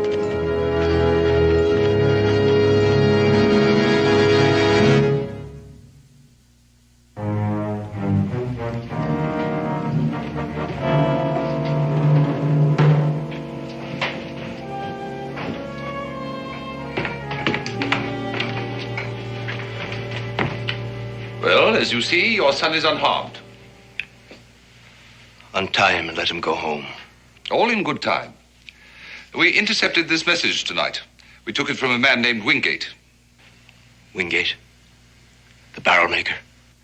The late barrel maker, unfortunately.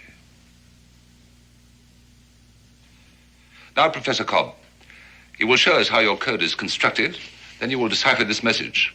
At that point, your son and you will be free to go. I do not think there is any need for further persuasion. Father, I'm not...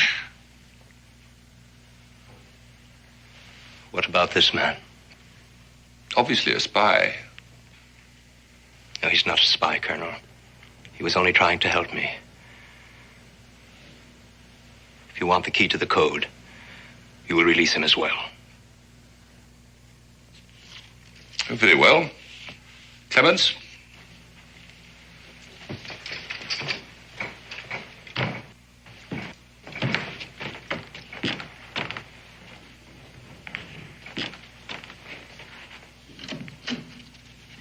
Kill this man now. I do not yet know about the boy. Among my people, a man who does not keep his word has no honor. You gave your word that this man would go free. Yes, I did. One has to do that kind of thing in wartime. Either you will do as you are told, or I will have you burned alive. It is mentioned in the war treaty.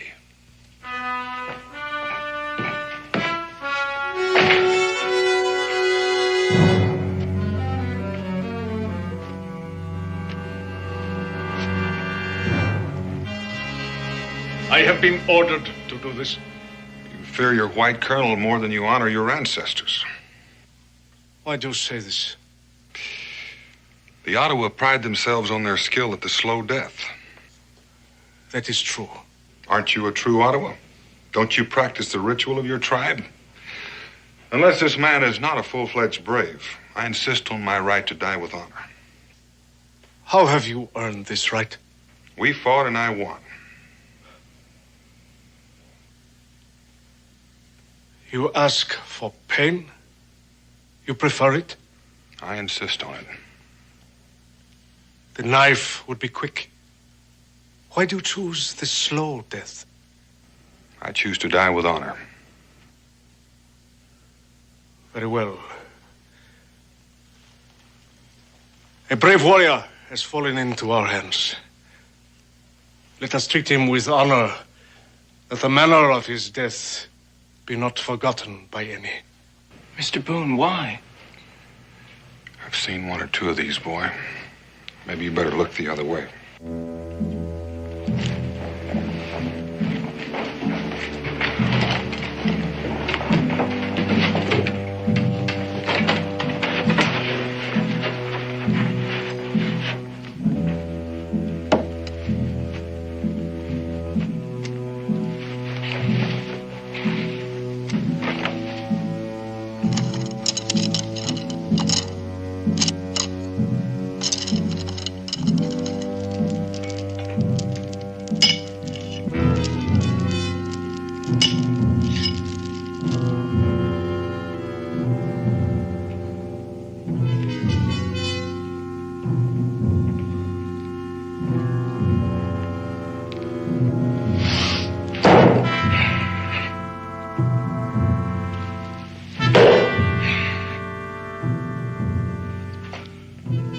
As long as the warrior maintains his hold on the war axe, the ceremony will continue.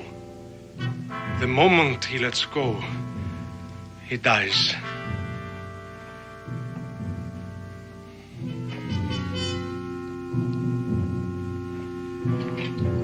Let the ceremony begin.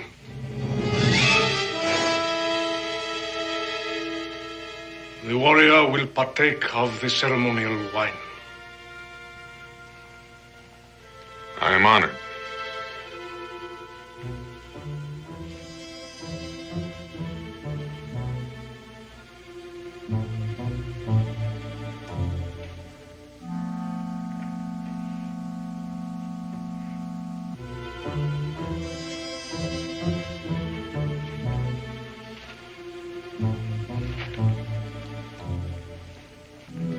We will begin with the ritual of the clubs.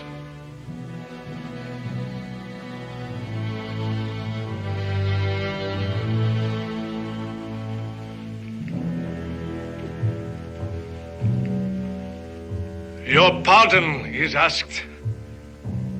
You haven't?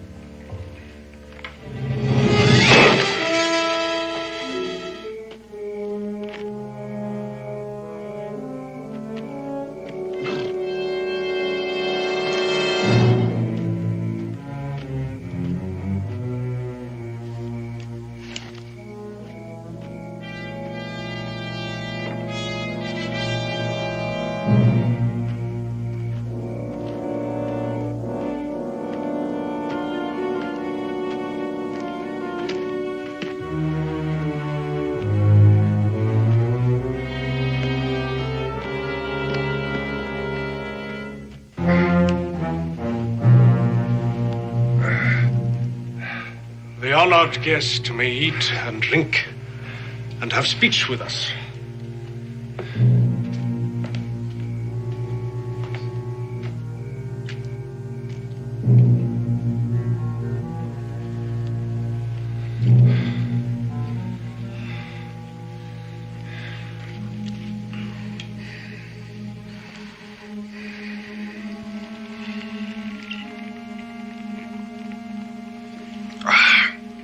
Let me say at once, I'm proud to be the honored guest to the Ottawa.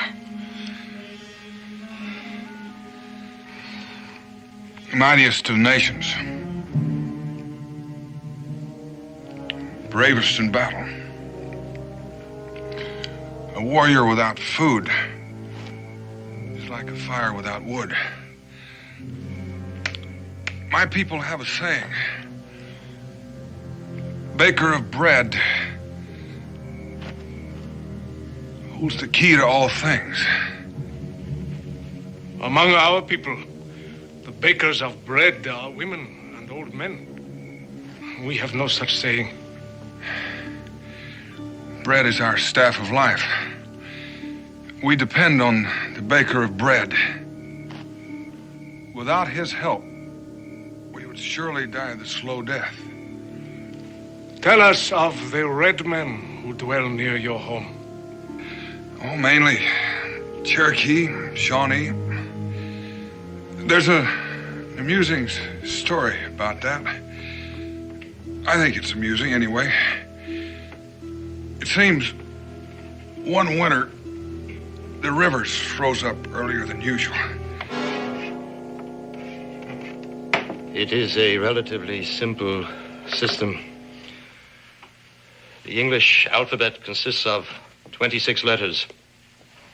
Cryptography, the art of ciphering, is merely the substitution of one symbol for another. In the case of the Continental Code, it is letter for letter. Now, one may also use numbers, which makes it more difficult. Now, with only 26 possibilities, there are at most 676 permutations. I don't mean to rush you, Mr. Cobb, but would you please get on with it? The key to this code is always a phrase in English consisting of letters and punctuation marks totaling 26. The message is coded to one of 10 keys. The directions for decoding are to be found at the top of the message. Once you know the phrases, you have the key. Child's play. Fascinating. Then you will have no difficulty in deciphering this. Not a great deal. Then proceed.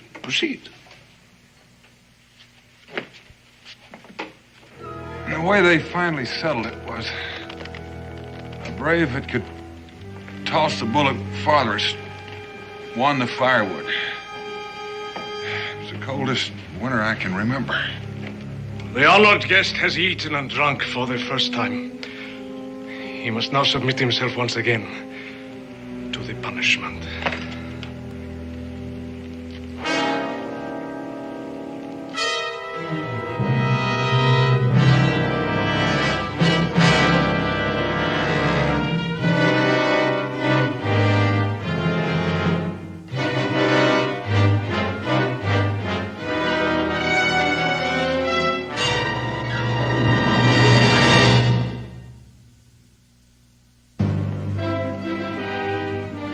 Document number 3, line 3, phrase 3.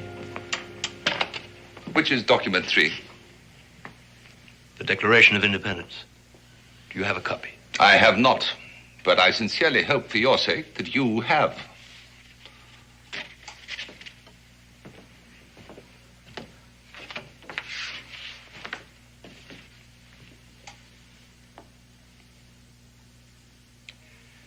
That all men are created equal.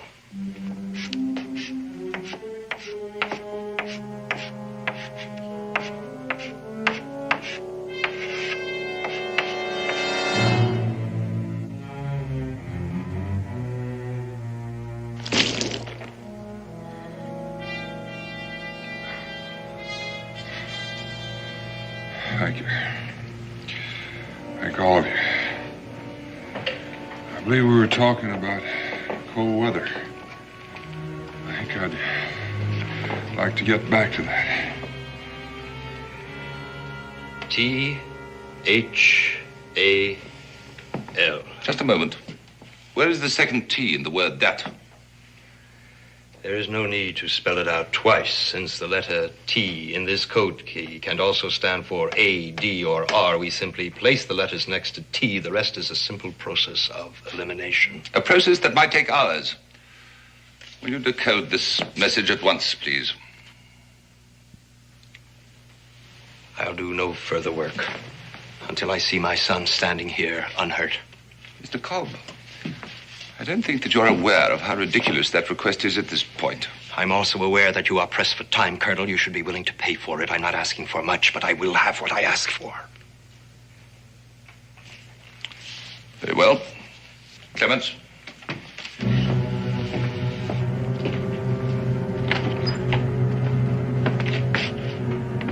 Come with me.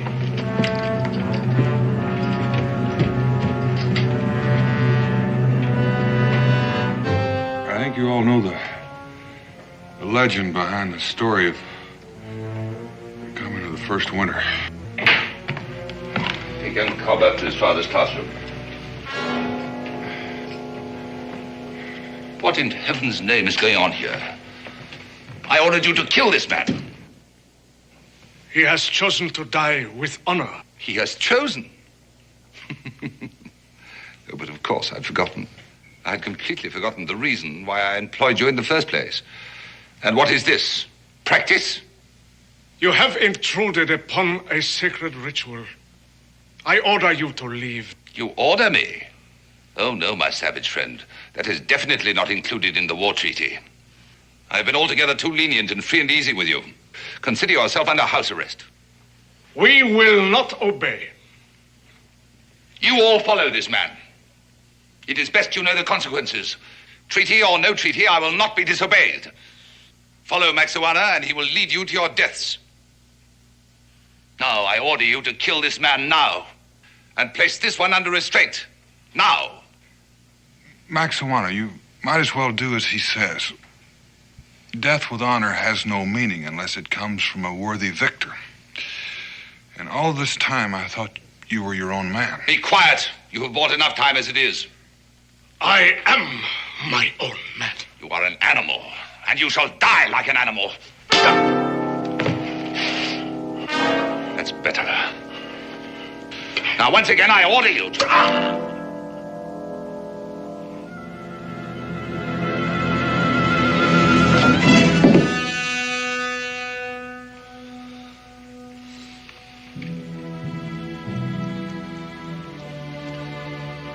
The ritual will continue. The legend of the first winter. The first man to walk the earth. I believe you call him Wajunkaga. We call him the baker of bread. One night, a voice came to him saying, now is the time to come to the cause of all men who seek freedom. Go up to the room where the sons of men are taught wisdom and rescue the bringer of knowledge, now that he is secure in the safety of his own son. But move with caution, for those who seek to destroy freedom will be looking for you. Now is the time, O baker of bread, now.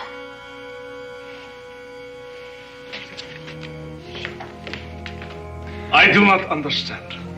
Well, give me just a moment to clear my mind.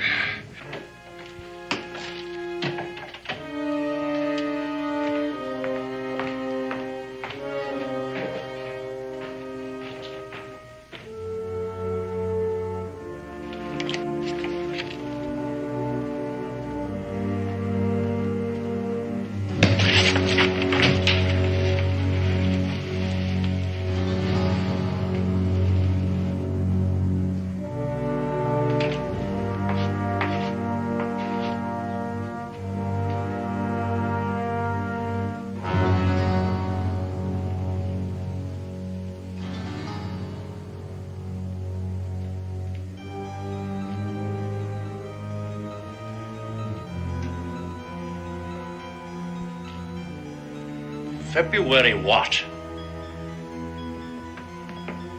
The date, man. Hundreds and hundreds of Continental soldiers will die because of me. Nonsense. It just means the whole thing will be over sooner. Sooner for some. Don't be a fool! Hold it! There's a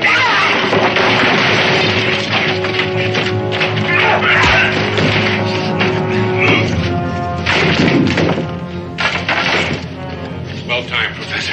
Burton, he knows the key to the code. Burton's dead. Let's get out of here. Come.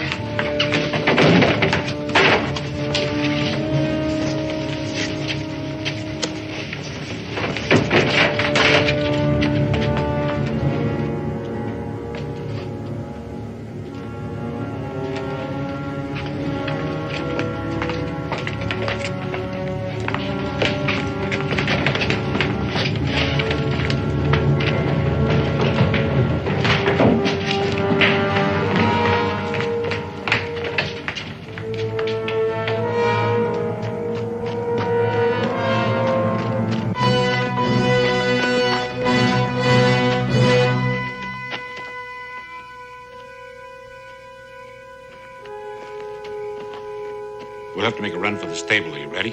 Come on. Hold! Hold, or I'll shoot!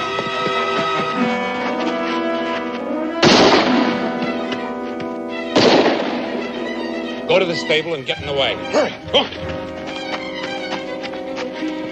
The animals were jealous of his power over fire, and they sought to destroy him, but his father had a plan. What was the plan? You know, I forgot.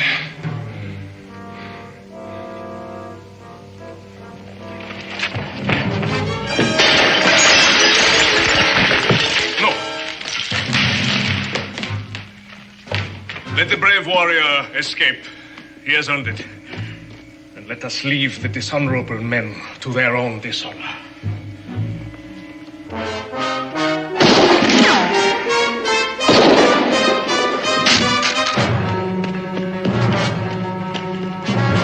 Dan, over here! Get the wagon!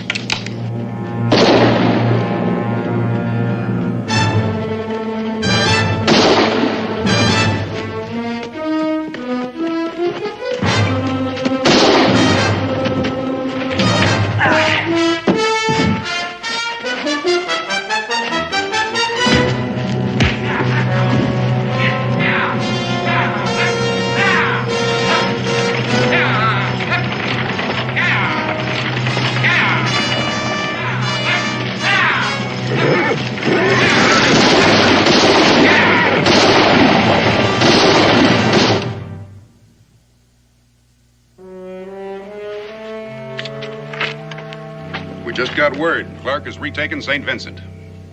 Well, since Wingate the barrel maker was dead, I guess the attack was carried off without benefit of my code. Not at all. Another message was sent. Wingate had a replacement. You didn't. Excuse me. Dan, we've got to have a talk. Jim, I haven't had any sleep for 72 hours. Now, Dan, tell me the truth. Was I right?